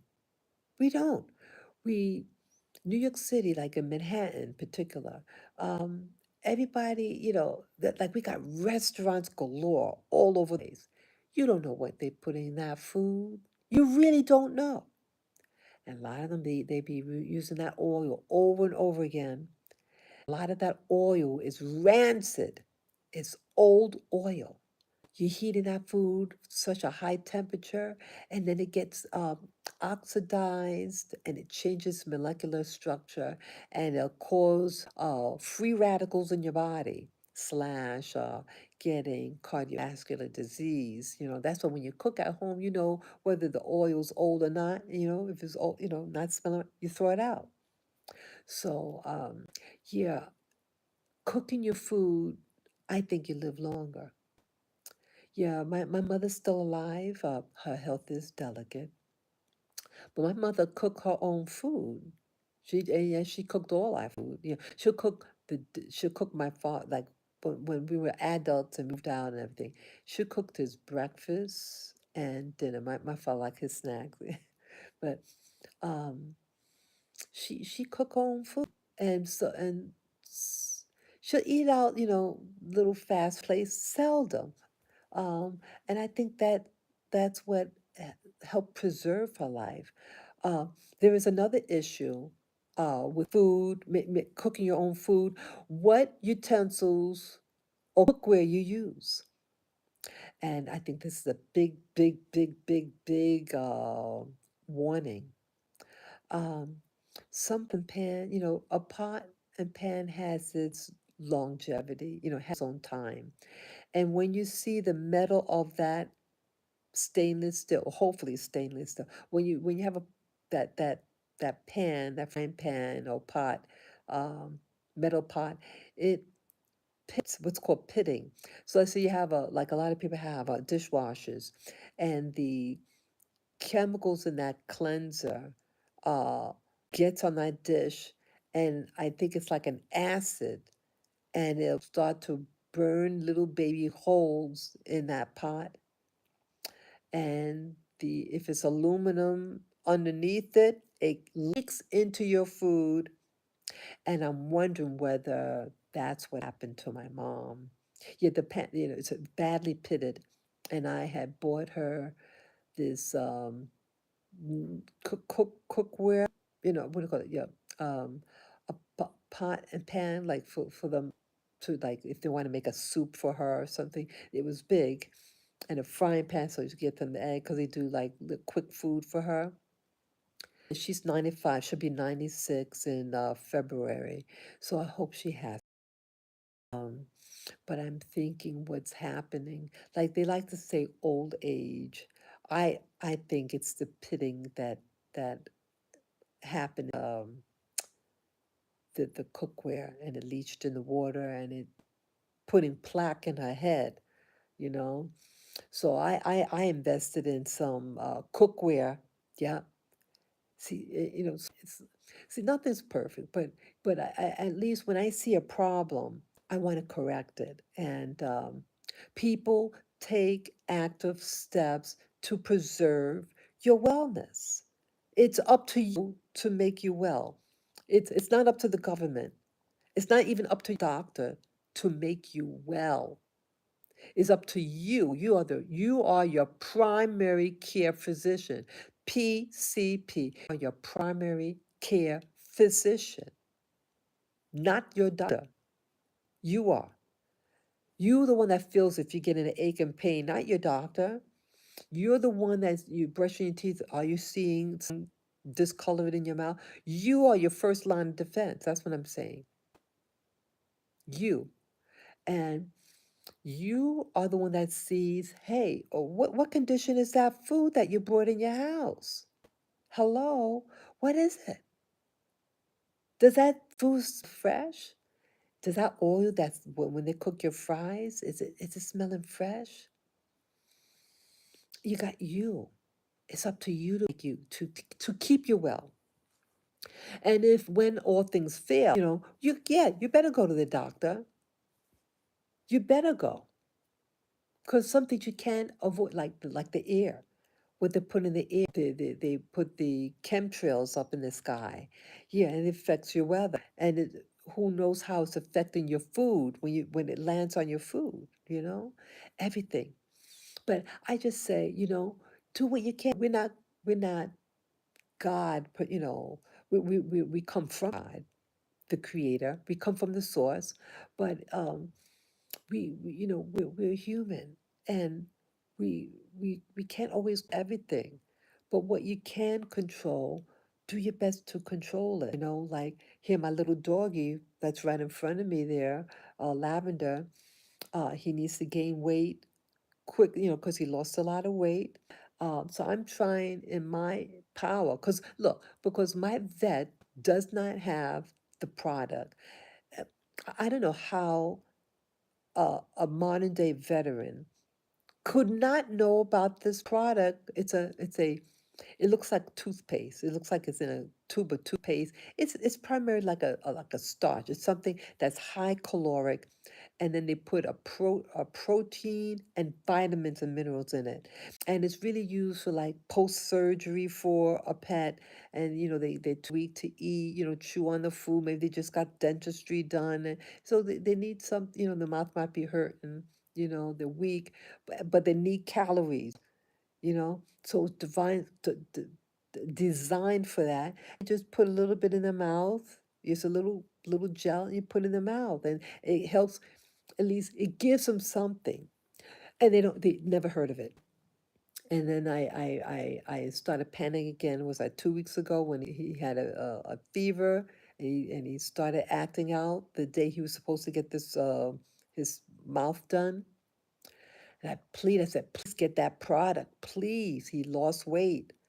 Um, so he said that he got it. So he got it from someone to bring it in. And then when I went to go home with Lavender, oh, it's not for him, cats. So I don't know whether someone's driving me, or maybe they just had a little bit for the one for the dogs. For both. The one that I know is for both. Please. See, it's things like that that really piss me off, people. Excuse me, excuse me. I like the people here, but some things I really start questioning. The product that I know is for both. It's for pets. So when dogs, cat, it's a calorie thing. So one could be for cats and one for dogs. Oh, please. That's what was told to me. So um, I have to find something that's high calories, concoction. So I got the blender. It's supposed to be a really good blender. Can make soups for my dog. Something also, yeah. Get maybe a syringe again. Oh, I should have thrown out. I had some syringes, and I thought my doggy was getting better a couple of months ago. I brought him home, was that 5, 6 months ago? So I thought everything was okay. And then again, things happening. I had thrown out the syringes. Yeah, it doesn't have the needle point, just the other part. So, oh. maybe go to the pharmacy. Maybe they might have it there, syringes without the needle. Yeah, I'll see about that. Because I gotta get him eating, and yeah, I don't want to make it too loose this time. I made I pureed, but it was too loose maybe. Um, so yeah, I gotta find a product or concoct a product, get that weight on him. Um, yeah, so he did eat the liver and the egg, but then he didn't like the liver when it was too loose. I don't know. So yeah, so I have more liver. I'll boil it. Yeah, people, what I just learned. Yeah, see, I share these things also, people, because some of you may have pets and you're going through the same thing. I I I had made some liver. Uh, I steamed it. I was experimenting, and I thought maybe the steamer might be a good idea. It came out like a rock. It thought it would be keep making it moist. Nope, it didn't. It didn't cook right. Um, excuse me, excuse me. Have it cooked in the water. Yeah, yeah. The steam. It got it real tight on. Have your liver. Cut it up in little pieces. And have it cook in water.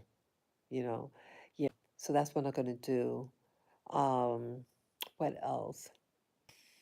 Yeah, I'm gonna try not making this. I thought my dog would like it with it loose. Um, yeah, I'm learning as I go. I may if it means I have to get a food processor and not a blender. I used to have that. I had everything in my kitchen. Yeah, all these appliances. And as I got older, I saw that I wasn't using it as much. I guess it was easy, because of taking it apart and cleaning it. It could be a hassle. You don't want to cut yourself. So, but sometimes you got to do it. And excuse me, I want to cook more variety. Yeah, my body took time to adjust to the food here. The My third day here in Rwanda, I had woke up at midnight with severe cramps. I panicked, boy. I was panicking because I had accidentally, I don't know whether it was that day or the day before, I had accidentally you're not supposed to drink the water, tap water. And I had accidentally put the water, like I was brushing my teeth, and then I said, oh no, I spat it out real quick. I spat out real quick and got my bottled water. Yeah, don't drink the water, the tap water. Get filtered water, bottled water, and drink that. Uh, so I thought it might have been in case if that was what the problem was. I wanted to eat from a food source. I didn't want to go to different places to eat because if you did get sick, you could know what food that you might have gotten sick with. If it's only one place you went to, then hey, something might be wrong with that place. So you know where not to go in the future. You know what I mean? So that's what I mean. Being proactive about your health. Be wary about the places you go to. If you go to too many places at the same day, and something goes wrong, you don't know who to blame. So when I came here, I only ate at the hotel, and I to say, I didn't eat like exotic food, the rice and beans. Um, I did have the tea. It did have milk in it. It was served very hot. Um, so I wanted to just limit the possible exposure to bad food, and yeah, and it tasted good. Um, that's what I did. But even though I did that, on the third day, I woke up with severe cramps, and oh God, I was so worried. But I think my body is just, see, my body's being introduced to a new frequency, as I call it. Everything has a frequency slash energy to it. And when it was when you put something in your body's either going to receive it or rejected. And sometimes, when in the receiving mode, your body has to kick out the old stuff, the old energy slash food. And so that's what happened. My body purged it out. The cramps lasted 1 day. It was a 1 day event. It started at midnight, so that whole day, and the next day after that, I was fine. But I was aware. I was very sensitive. Boy, my nose is itching. Sorry about that. Yeah, so I was very sensitive about things, and maybe my dogs got sensitive to what they were eating. If I sensitive, and I have a feeling, the place, as I told you guys, where they were, when I went to visit them when they arrived, I yelled at the lady. I said, "This is unsatisfactory. This filthy here." Got talked to the owner. I said, "This is not, this is not good." So, people, we can do, sometimes I feel like I'm beating myself up. I did what I could do. Um, I'm just trying to not have it happen again. So when my doggy had to go to the hospital, was that 2 weeks ago now? Um, because he had stopped eating that the day of his appointment, and then they observed him over the weekend. Yeah, he arrived on Friday or Saturday. He stayed that weekend, and he was to come home Tuesday. Say, hey, he can get his teeth done if because he took that blood test and it came out okay. So he's a candidate to get his teeth done. And then he stayed over the night, and then in the morning he got a fever. Yeah. Um, so what's the point of bringing out? Oh, okay. Um, so when that happened, I raced down there. I said, I don't want my dog to die. I was really scared for him. I raced down there to be by his side. I said, if he's going to die, I want to be by his side. And I said, hey, maybe he thinks I abandoned him, because they have feelings too. And I'm thinking that maybe my dogs felt I was abandoning them. No, mommy was preparing their home here.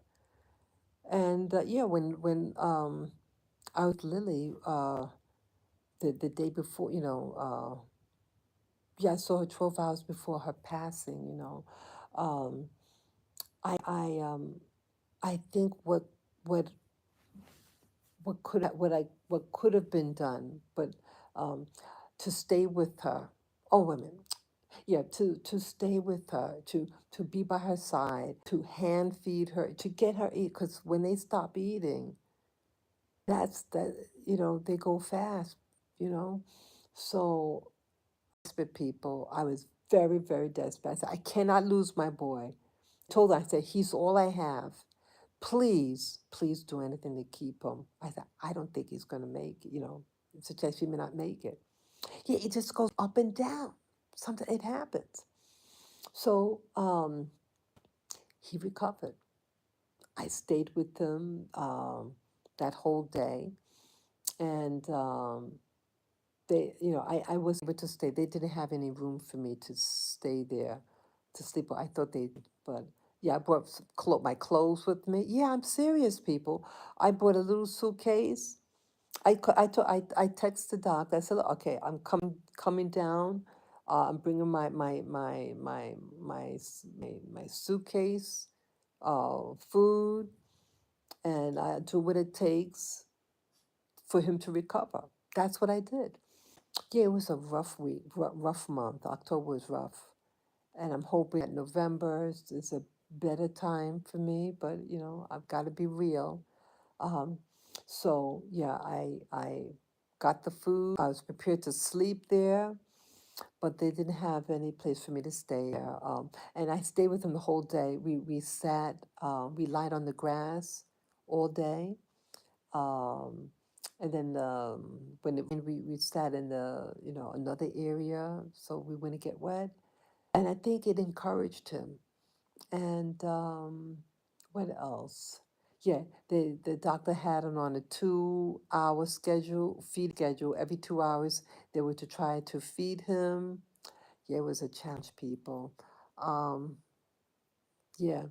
but they tried, and then they said, "Oh, we got that calorie thing." That's what they told me. They had the calorie thing, and they put it in the food. So yeah, so I got to do something, you know. Um, I'll check again. I'll check again the internet if I can somehow get it in, see if I can get it here. Like Chewy.com. Chewy.com. I'll check them out, see if they can mail to Africa. Yeah, a lot of places. That's another thing here. Rwanda, you got it on the shtick. Um, you need to be able to get products in. Yeah, I know you don't want to outdo the locals. I understand that, but the things you don't have here, bring it in the country. Come on. So, I mean, they have animals here. They have wild animals here in Africa. And what if when they get sick? They're going to need that product, that calorie product. Easy to use, like a gel, looks like toothpaste. You put in the mouth. Get that weight up. Keep that weight up, honey. Honey, when that weight goes down, and then I drink it, oh God, it's a downhill for that, for little animals. So yeah, so yes, Lavender is back home. Um, and yesterday we went out all day, back and forth, back and forth. So we did the daily, early morning walk, and then we got home. I tried to feed him. I made my food. He didn't want to eat some of the food.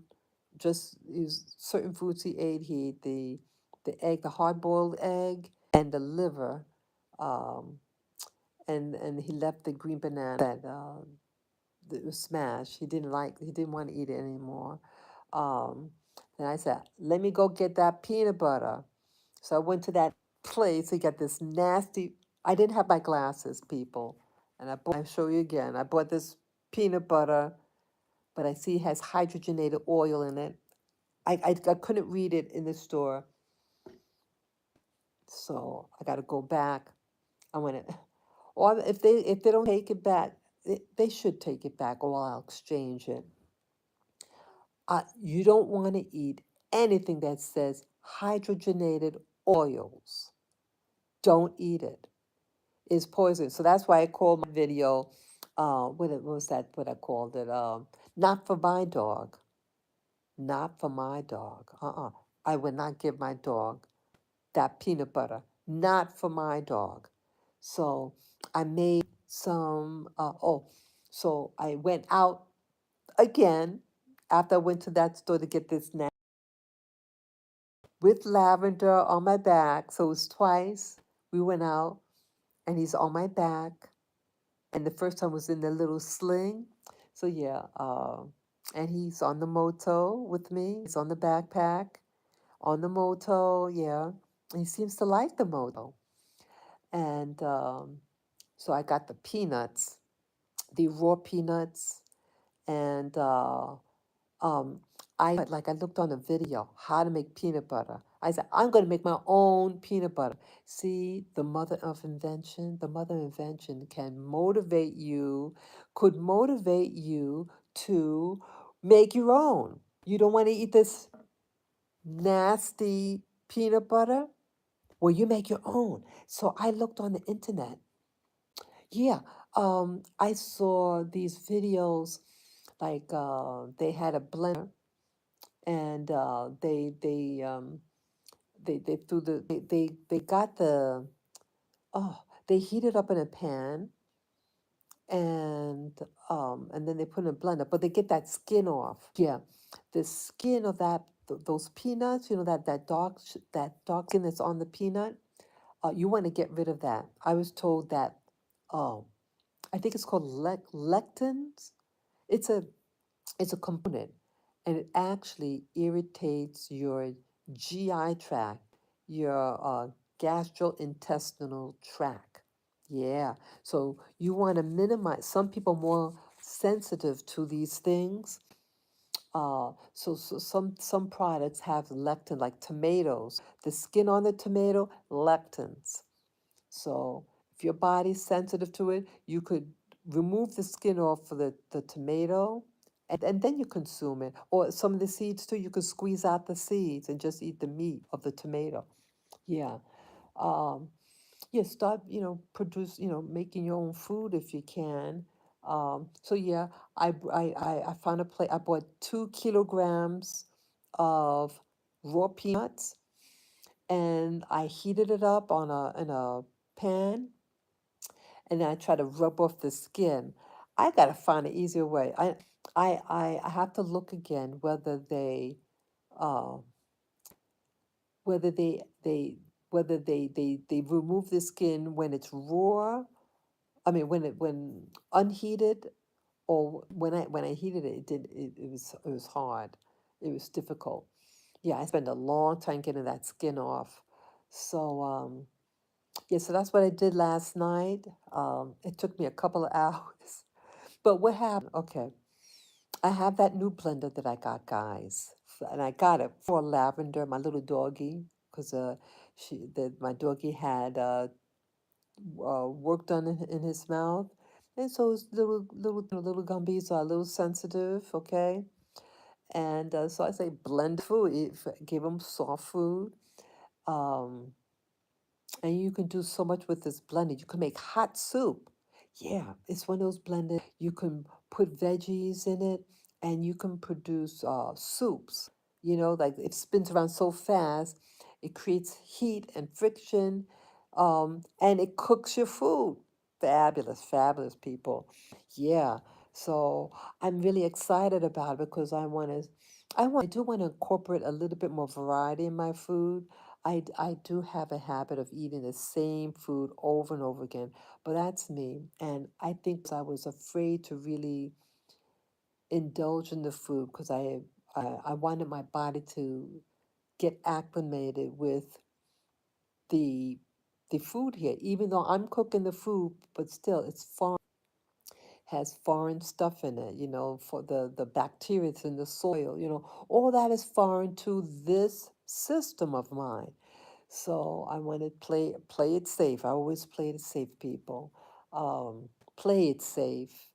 Um, so with this blender, I'm hoping that I could incorporate more foods, more safe foods, maybe to buy more veggies and cooking in the blender, make sauces or something like that.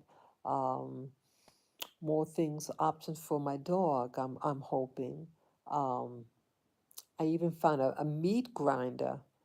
I might even purchase. I might do. I don't know. Yeah, I may have to get a meat grinder. I saw a meat grinder in the store.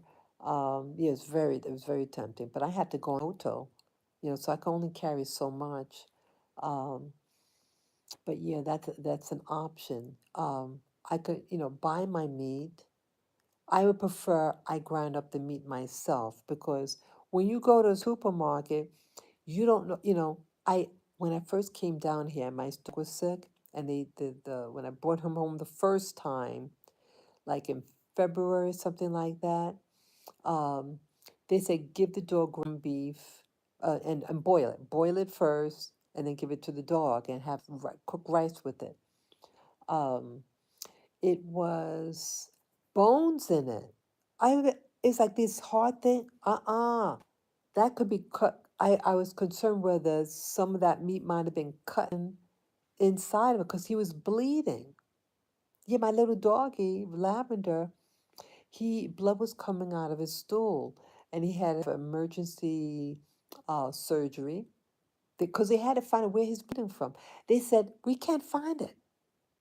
There's nothing, his insides look fine, but he's not fine. So they said his body is attacking itself.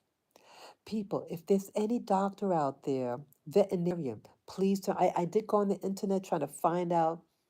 They have things on dogs bleeding from the rectum, what cause it, but I just couldn't find the answer for Labby. He had the surgery. I cook all his food. He has filtered water. Yeah, I give him filtered water. Yeah, I don't give him tap water. And then that facility, they give him tap water. That's a no-no.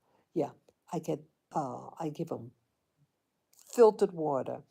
And yeah, and I try to sanitize everything. I sanitize the water when I wash his dishes. I put just a little dab of bleach in the water, and to clean the. Yeah, I'm really trying to be on top of everything, people. Yeah. So if any of you is a doctor out there, a veterinarian, and could I know that there's liabilities. We all know that, but not for like medical advice per se, but what to look out for, what could cause a dog to bleed from his rectum, losing blood, or what could cause the body's immune system to attack itself. My dog was a healthy dog. All three of my dogs were healthy.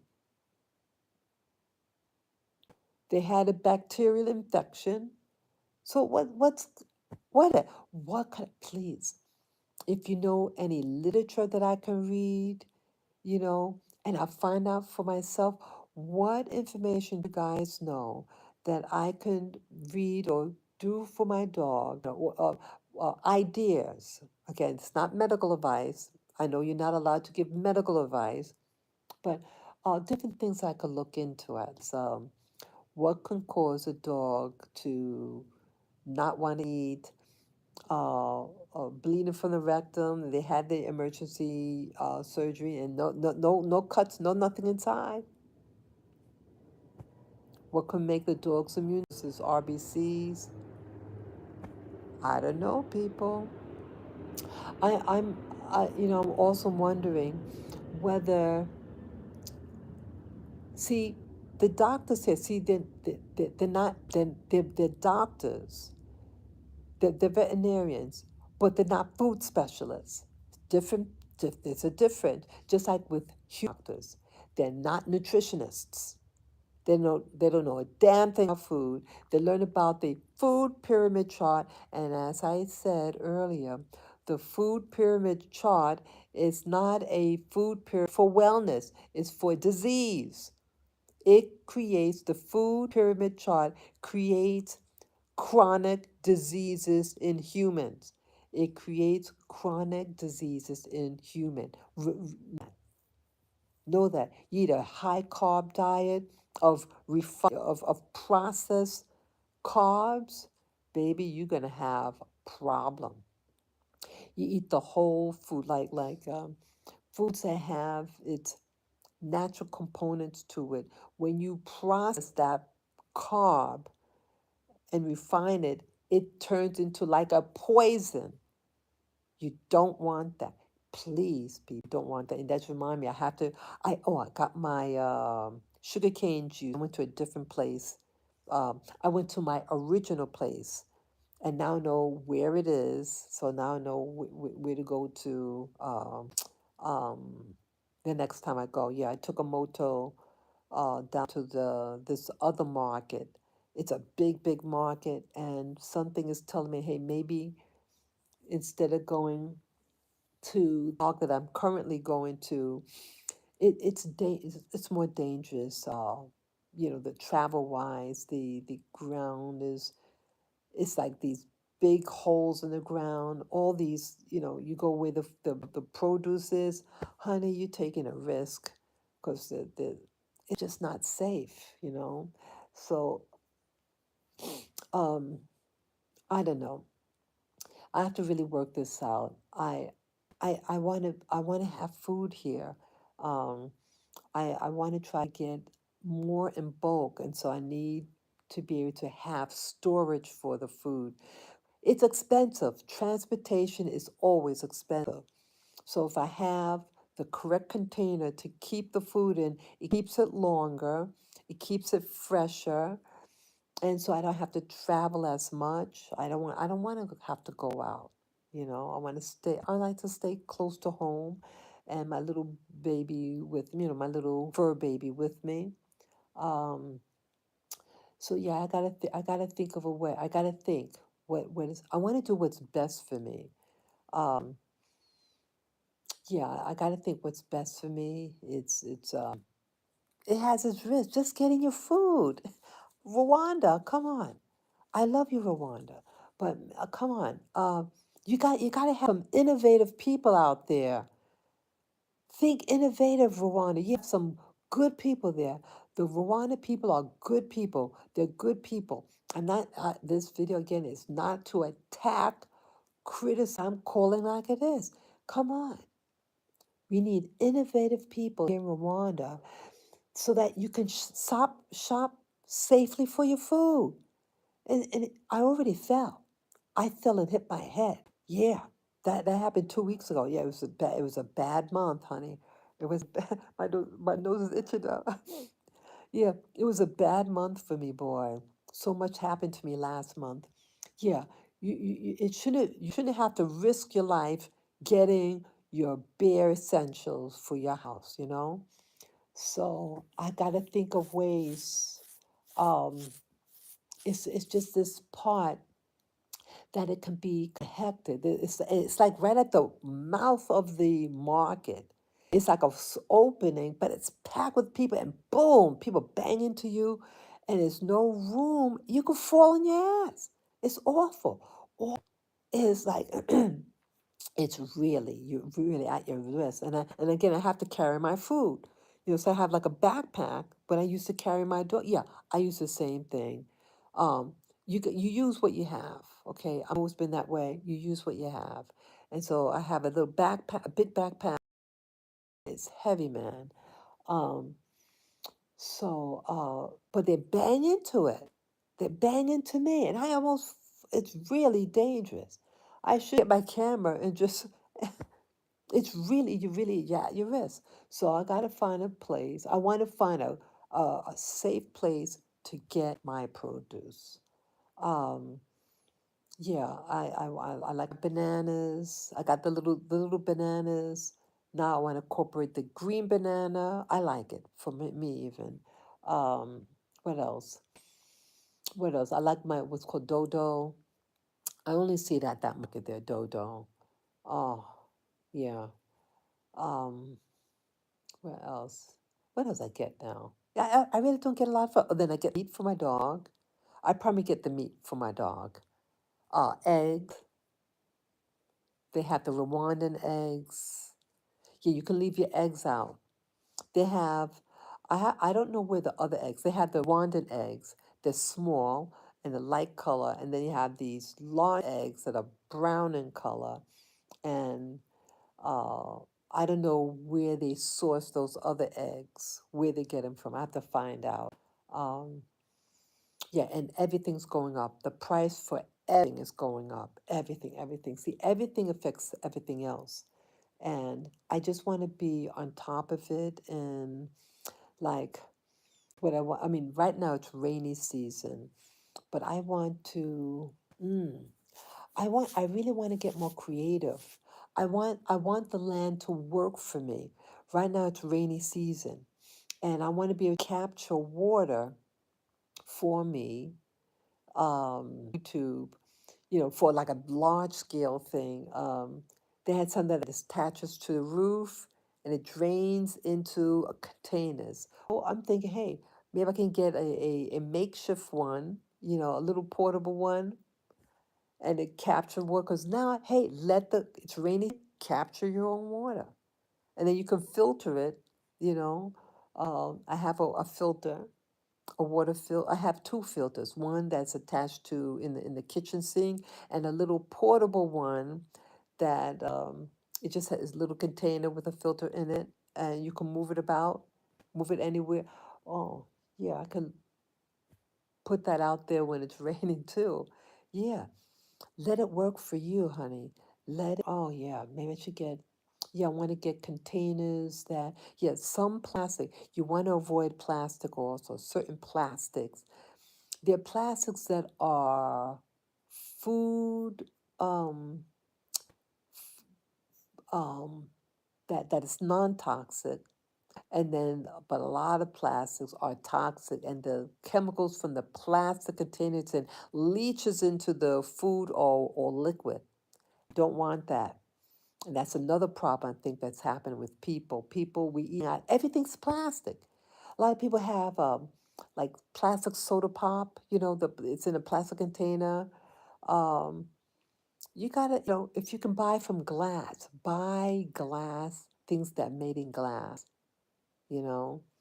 Uh, do what you can. Uh, Most of the things I have is in glass. At least that's what I try. When I buy oils, I like it in glass. Um, let's see what else. I bought the glass Pyrex dishes, what I could bring with me. Um, Use that to store your food. Um, don't eat out of those like styrofoams called. Like you taking fast food takeout. Those don't no no no.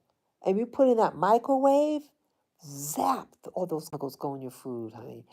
Don't I mean I just feel today an urgency to share with you. And it's unscripted. I don't have a script on me.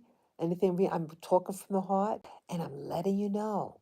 I like watching some of these videos. It's informative.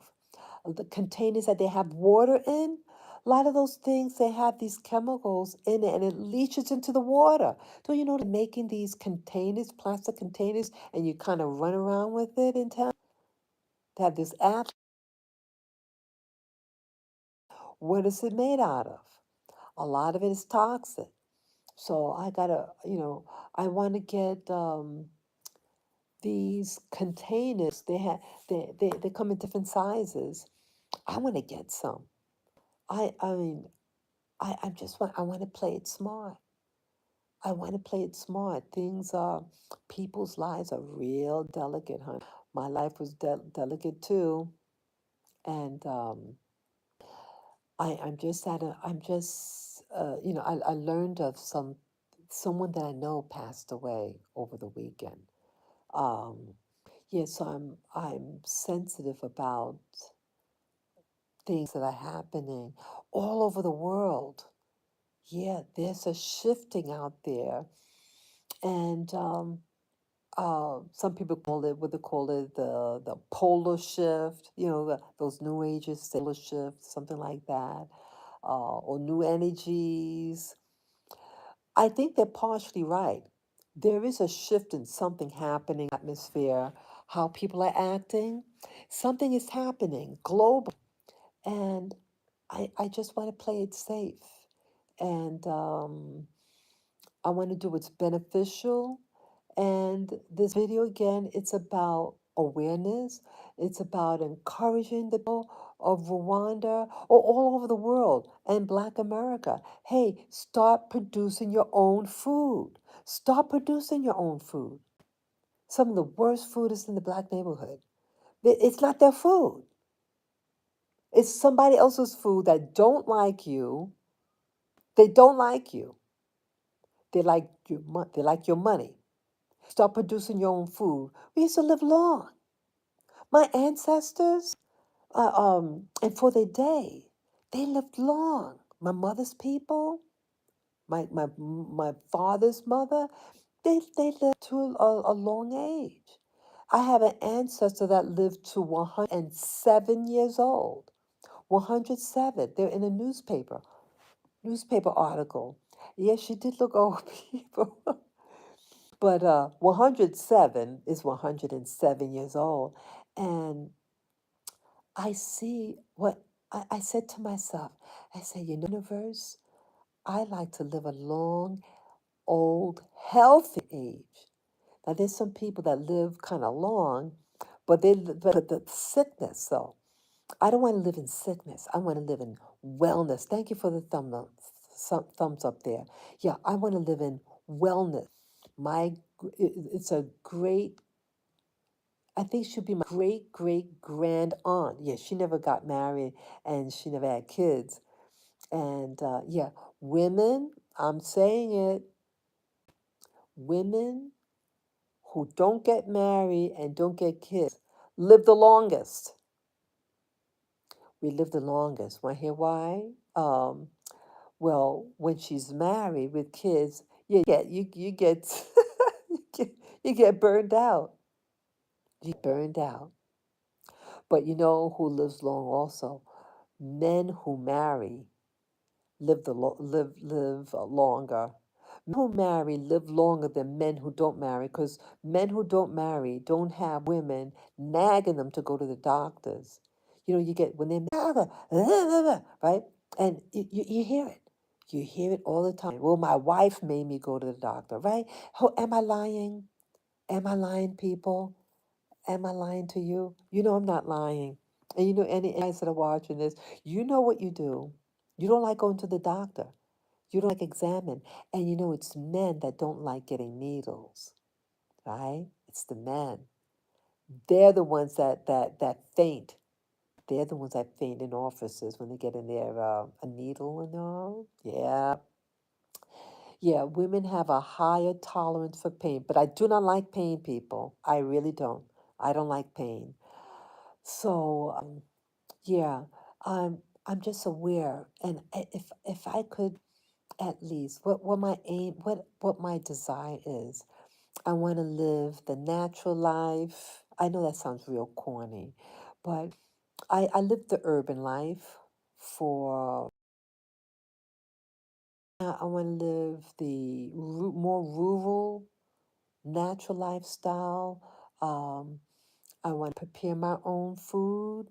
Um, I like to learn how to use some of the devices that they use here to make the what they call porridge. They call it porridge here. They have the porridge and West African cooking. They use that plunger thing and they make fufu. Yeah, I had fufu last year. I think it was early last year or the year before. I bought fufu for the first time. Wow. Yeah, I like to try it. It's about people. People. It's about getting back to your roots, whatever what your roots are. Whatever what your race is, whatever what your color is, whatever your religion is, whatever what your heritage is, get back to your basics, basic lifestyle. Cooking your own food. I like eating out, at times, but cooking your own food, knowing where the items come from, getting fresh items. Um, staying away from hydrogenated products like that peanut butter that I showed you. It has hydrogenated oils that screw up your system big time. Not in your life. I'm not gonna give that to my dog. Health, no. No, I will not give that to my dog, this product. I told you about that product, the peanut butter, and it has hydrogenated oil. No, no, no. And if I'm gonna get peanuts, I put in my own salt.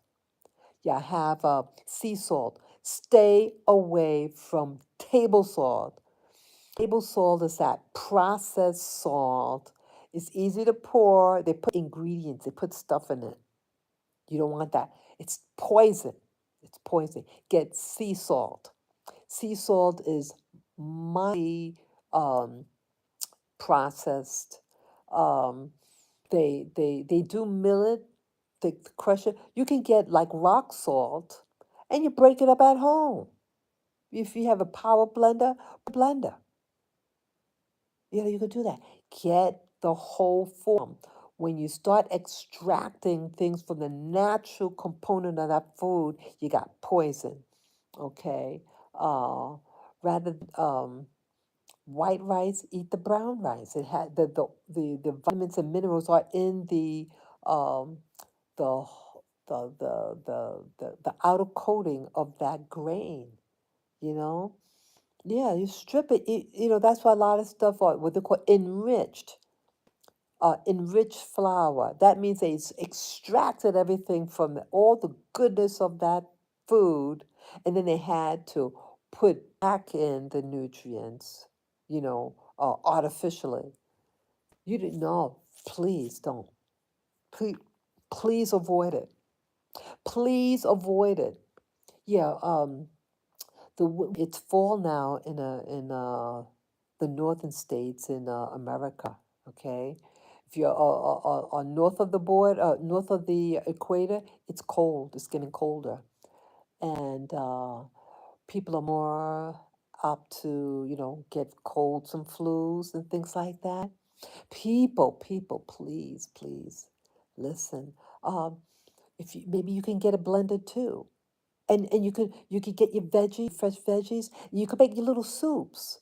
Like when it's cold outside, you want food that's warm, that's satisfying, and they have. I mean, if you can afford it, a power blender. I mean, it's your tool. Your health is important, and so invest in your health. You can get a food processor, a power blender. You can crush your nuts, make your own peanut butter, so you don't have to get the nasty one that has all these weird ingredients in it. Yeah, make your own. The mother of invention. Necessity is the mother of invention. You know, and so I had a need yesterday. My dog needs to eat more food. Needs very fattening, honey. It's, um, so I bought the blender about a week ago, and so I could puree my dog's food. Hey, you could you can make your own nut butters. Yeah, do so, people. Do so. You can make your own nut butters. You can make your little, maybe banana shakes, things like that. I'd love to find a place where I can get some raw milk, get some raw milk, right, or raw butter. Oh yeah, yeah. See, I'm not, I have butter here, but it's the regular store bought one, and I'm questioning, when you take that milk, butter is made from the milk of cows mostly, um, and when they homogenize it and they pasteurize that milk product, it's a dead food, you know, and I don't want to eat anything dead. It loses its enzymes, which your body utilizes to process the food. So it's harder to process that food when it's all those enzymes are robbed from it, Um, yeah, it's my desire, people, to live a natural life. I like fibers with my clothes. I When I first came down here, yeah, I had lost a lot of weight because remember, I was getting over the COVID and I lost weight. And then the death of my dog. So I lost a lot of weight. I lost a lot of inches, and so I needed clothes to wear because mine didn't fit me. So I had something made. I went to the market and I found someone that they sold the fabric and they um, made 3 skirts, and I wore one of them yesterday. And it's all cotton, and yeah, we need more variety with fabrics here. They sell I think it's called Kintiki. It's those African fabrics. But the cottons are so heavy, man. It's real heavy and stiff. I want to get a loose, a lightweight cotton. That's what I want to get. The lightweight, so you can breathe, your skin can breathe. Because it can get very hot, and you got something heavy, you'd be sweating. You want something that you want breathable um, fabric, especially in the hot weather. Um, I use natural oils here. I use olive oil, and I've tried avocado oil also. That's nice. Be wary, people. I had made a mistake about something. Um, Yeah, I got fooled, people. I bought this bottle it said avocado, natural avocado oil, but I didn't see a little part on because they had the picture of a big avocado, um, and it said olive, I mean, what was that thing? Avocado oil. And I missed the part that it's a blend. They blended it with something else. It don't even smell like avocado oil. It smells like a nut. I mean, I like the smell of nuts. Um, but they claim that it says sesame seed. I think it said sesame seed, and but the first ingredient is supposed to be avocado, but it don't smell like avocado. Um, and it was in a glass bottle, and I bought it for my skin and my hair. Yeah, all the rooms in all the bathrooms have my basic toiletries, and I wanted each bed because if I switch bathrooms, my toiletries are in there, and so I bought it for every bathroom. Um, but I bought the wrong oil, and I said, I'm not gonna run back. I'm not, you know, yeah, it's hard to get natural, plain oil. Like they push the corn oils, safflower oils, but those are all processed, highly processed. They and they're in plastic containers. Chemicals might be leaching in the oil, getting you sick. Okay, so avoid it, people. Avoid things that are in those cheap plastic bottles with your oil in it, because oils is highly absorptive. You know, it absorbs chemicals readily. Um, if you can get it in glass or change it and put it in glass after you get it, do that. Um, yeah, a lot of the products itself, how it's contained, is dangerous. Plastics, avoid plastics if you can. Even our toothpaste is in plastic. The tube. Yeah, you can make your own toothpaste. You can make your own tooth. Yeah, I have my own. Like, I do have my own toothpaste that I made, and it's stored in a glass container. Excuse me. I also, I when I had that toothache, I followed the dentist's prescription, and I bought the toothpaste they wanted me. Yeah, it probably has fluoride in it. You heard the news about fluoride again. I mean, they know what fluoride does, and messes up your brain. Um, it's a toxin that keeps you passive. The concentration camps of World War II, the prisoners were fed fluoride. The prisoners in Nazi Germany were fed fluoride. It's a insider toxin. It messes your body. It's not good. And some doctors they lie about it. Yeah, see, they're not real. They're not true dentists. They're just like pimps, and they just about the money and getting you to purchase things that really hurt your body in the long run. Just my opinion. Um, but yeah, I wanted because my tooth, it's been hurting. That one tooth been hurting me for 23 years, and I was eating something this meat, and I crunched down a little bit too hard, and I think the force of it, and also that tooth is broken. It's broken pieces, and so it's just a part of the tooth. The tooth had got broken in 2018, and I've seen dentists about it over the years. It is what it is, people, and yeah, you gotta be careful. And I was very concerned when I bit down hard. It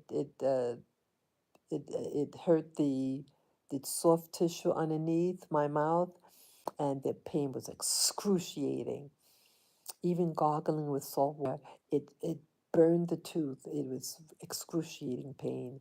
Um, so um, I followed what the doctor said, because I tried the home remedy, the salt water. It burned the hell out of that tooth. So I said, I'm going to try this toothpaste for now. Um, it's no pain right now. I might go back to my what do you call it? My homemade toothpaste. Yes, you have to be careful with some concoctions. I do have baking soda, but some of the new products, the new toothpaste has baking soda in it. So hello, doctors. A lot of these the toothpaste that white they have things that scrub the teeth.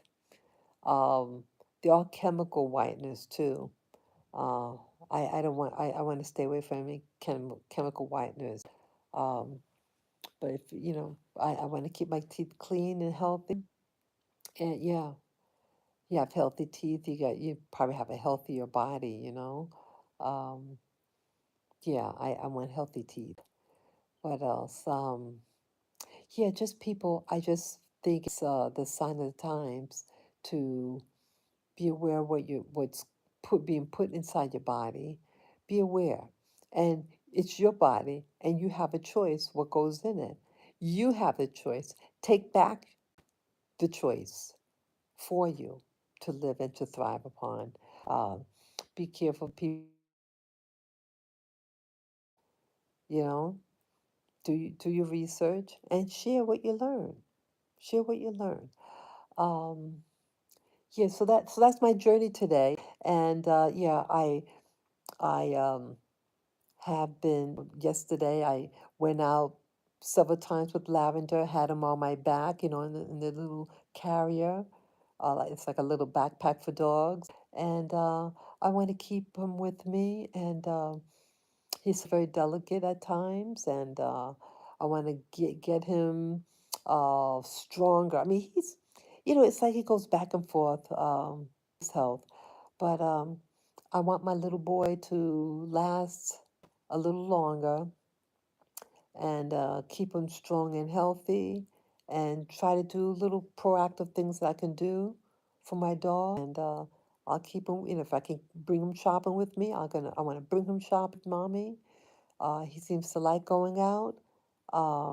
He likes being carried, and I want my food and get my food in a healthy in a safe manner.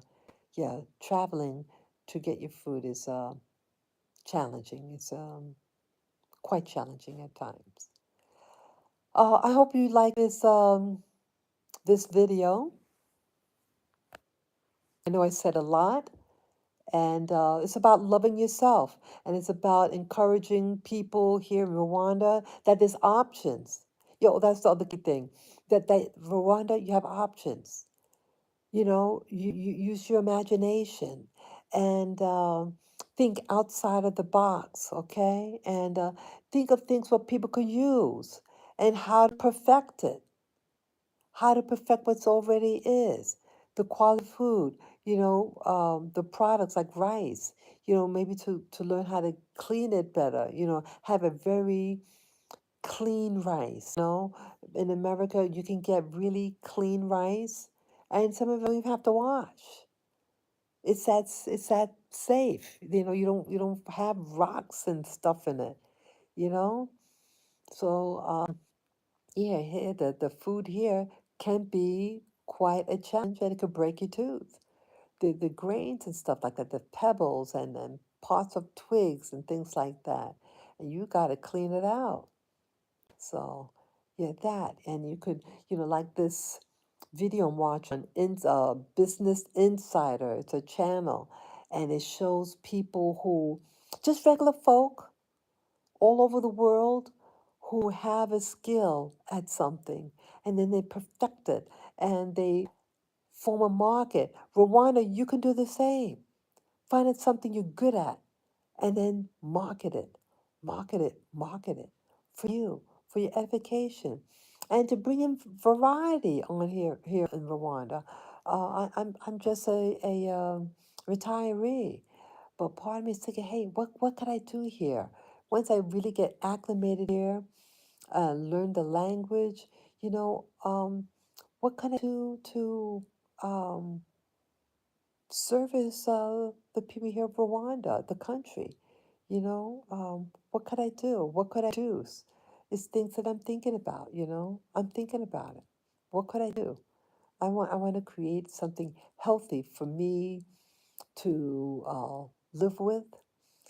To you know, we need better access. We need better access to clean water. How are we going to get clean water? we can learn how to build these things. Maybe I could try to be. I want to start with myself.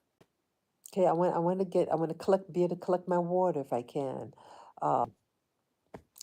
Just little things I want to be able to do for myself. I want to be able to produce some food for myself. Oh, before I came here to Rwanda, when I had to write a letter to, for my visa. It's like a biography. You have to tell them about yourself. And I told them my interest that uh, I like to live in the country, and I want to grow my own food. I want to plant. Yeah. So, I'll probably show you in a short video. Um, Not in this one, but I took my moto. I mean, I yeah, I hired a moto to take me to a nursery, a plant nursery, and I bought soil, and they had a lot of plants there. Um, I bought, oh, what's that thing I was going to point out? Oh, I was gifted sugarcane. I said, like, I was about to leave, in a few minutes then. And I said, oh, you know what? I was telling things that I'm fascinated. I told I'm fascinated with nature and plants, and I wanted to try to do seedlings. Oh, that just reminded me. I want to go to this place today. They're supposed to have seedlings. I mean, little seeds. I hope they don't have a website. Yeah, that's another problem with Rwanda. Like if you have something, you don't show what you have. People, come on, innovative. If you're selling something, show what you sell, or at least type in what you sell. Come on. I go and they don't have it. They don't have what they sell. They just have the name of the company, one or two photos, something, and that's it. Come on, Rwanda, I know you can do it. You can be what do you call it? The Switzerland of Africa, Rwanda. Yeah, small country, but you do big things. And that can be you. I have faith in you. Have faith in yourself, Rwanda. And start producing, start thinking outside of the box. Think of ways so that people can get their produce safely. Hey, if you have a website, have what's on what you sell. Have pictures of what you sell. Really, huh? It's easy. Do it. Come on. I want because I don't want to just go there and then you don't have what I want. So it's good to, if you have the ability, get a website and put down what you sell, not just the name of your company. Come on. Yeah, it gets me really angry. So, but yeah, you can do it. You could what's I saying now? Um yeah, just be real. Just be real, and you can produce your own food. Could, do for you. It's about you, people.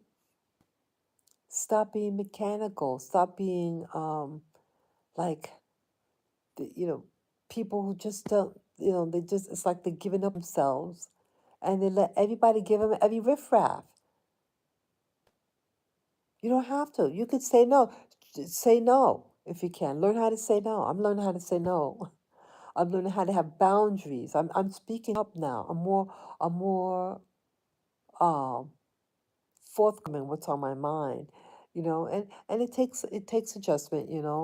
My aim is not to insult, but if someone's trying to do something that I don't like, um, I'm gonna be coming across a little firmer. Yeah, I have every right to. So yeah, protect your health, people. Have that option. Look into things that you can do to help things be a little better for you. Start networking.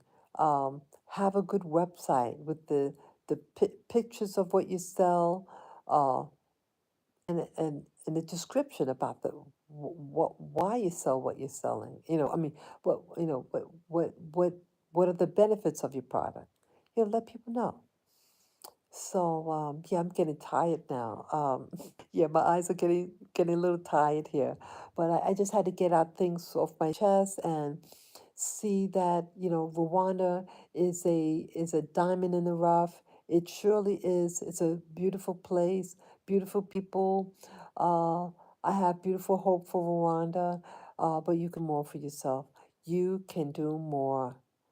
And I thank you. I thank you ahead of time for the things that you have to. That is very good. Okay. So I thank you again. And yes, I want to try to do more for Lavi, my dog. And let me know if you have any suggestions about what little dogs, what you find that your little dog likes to eat that I could consider giving him. Please let me know. You could write down in the comment section below that which you what your dog would like. A little tiny little dog. It's a Pekingese, and yeah, I know my dog is getting exercise. So what could it be? So I thank you for everything, and until next time, okay? Be safe for all Americans. Bye.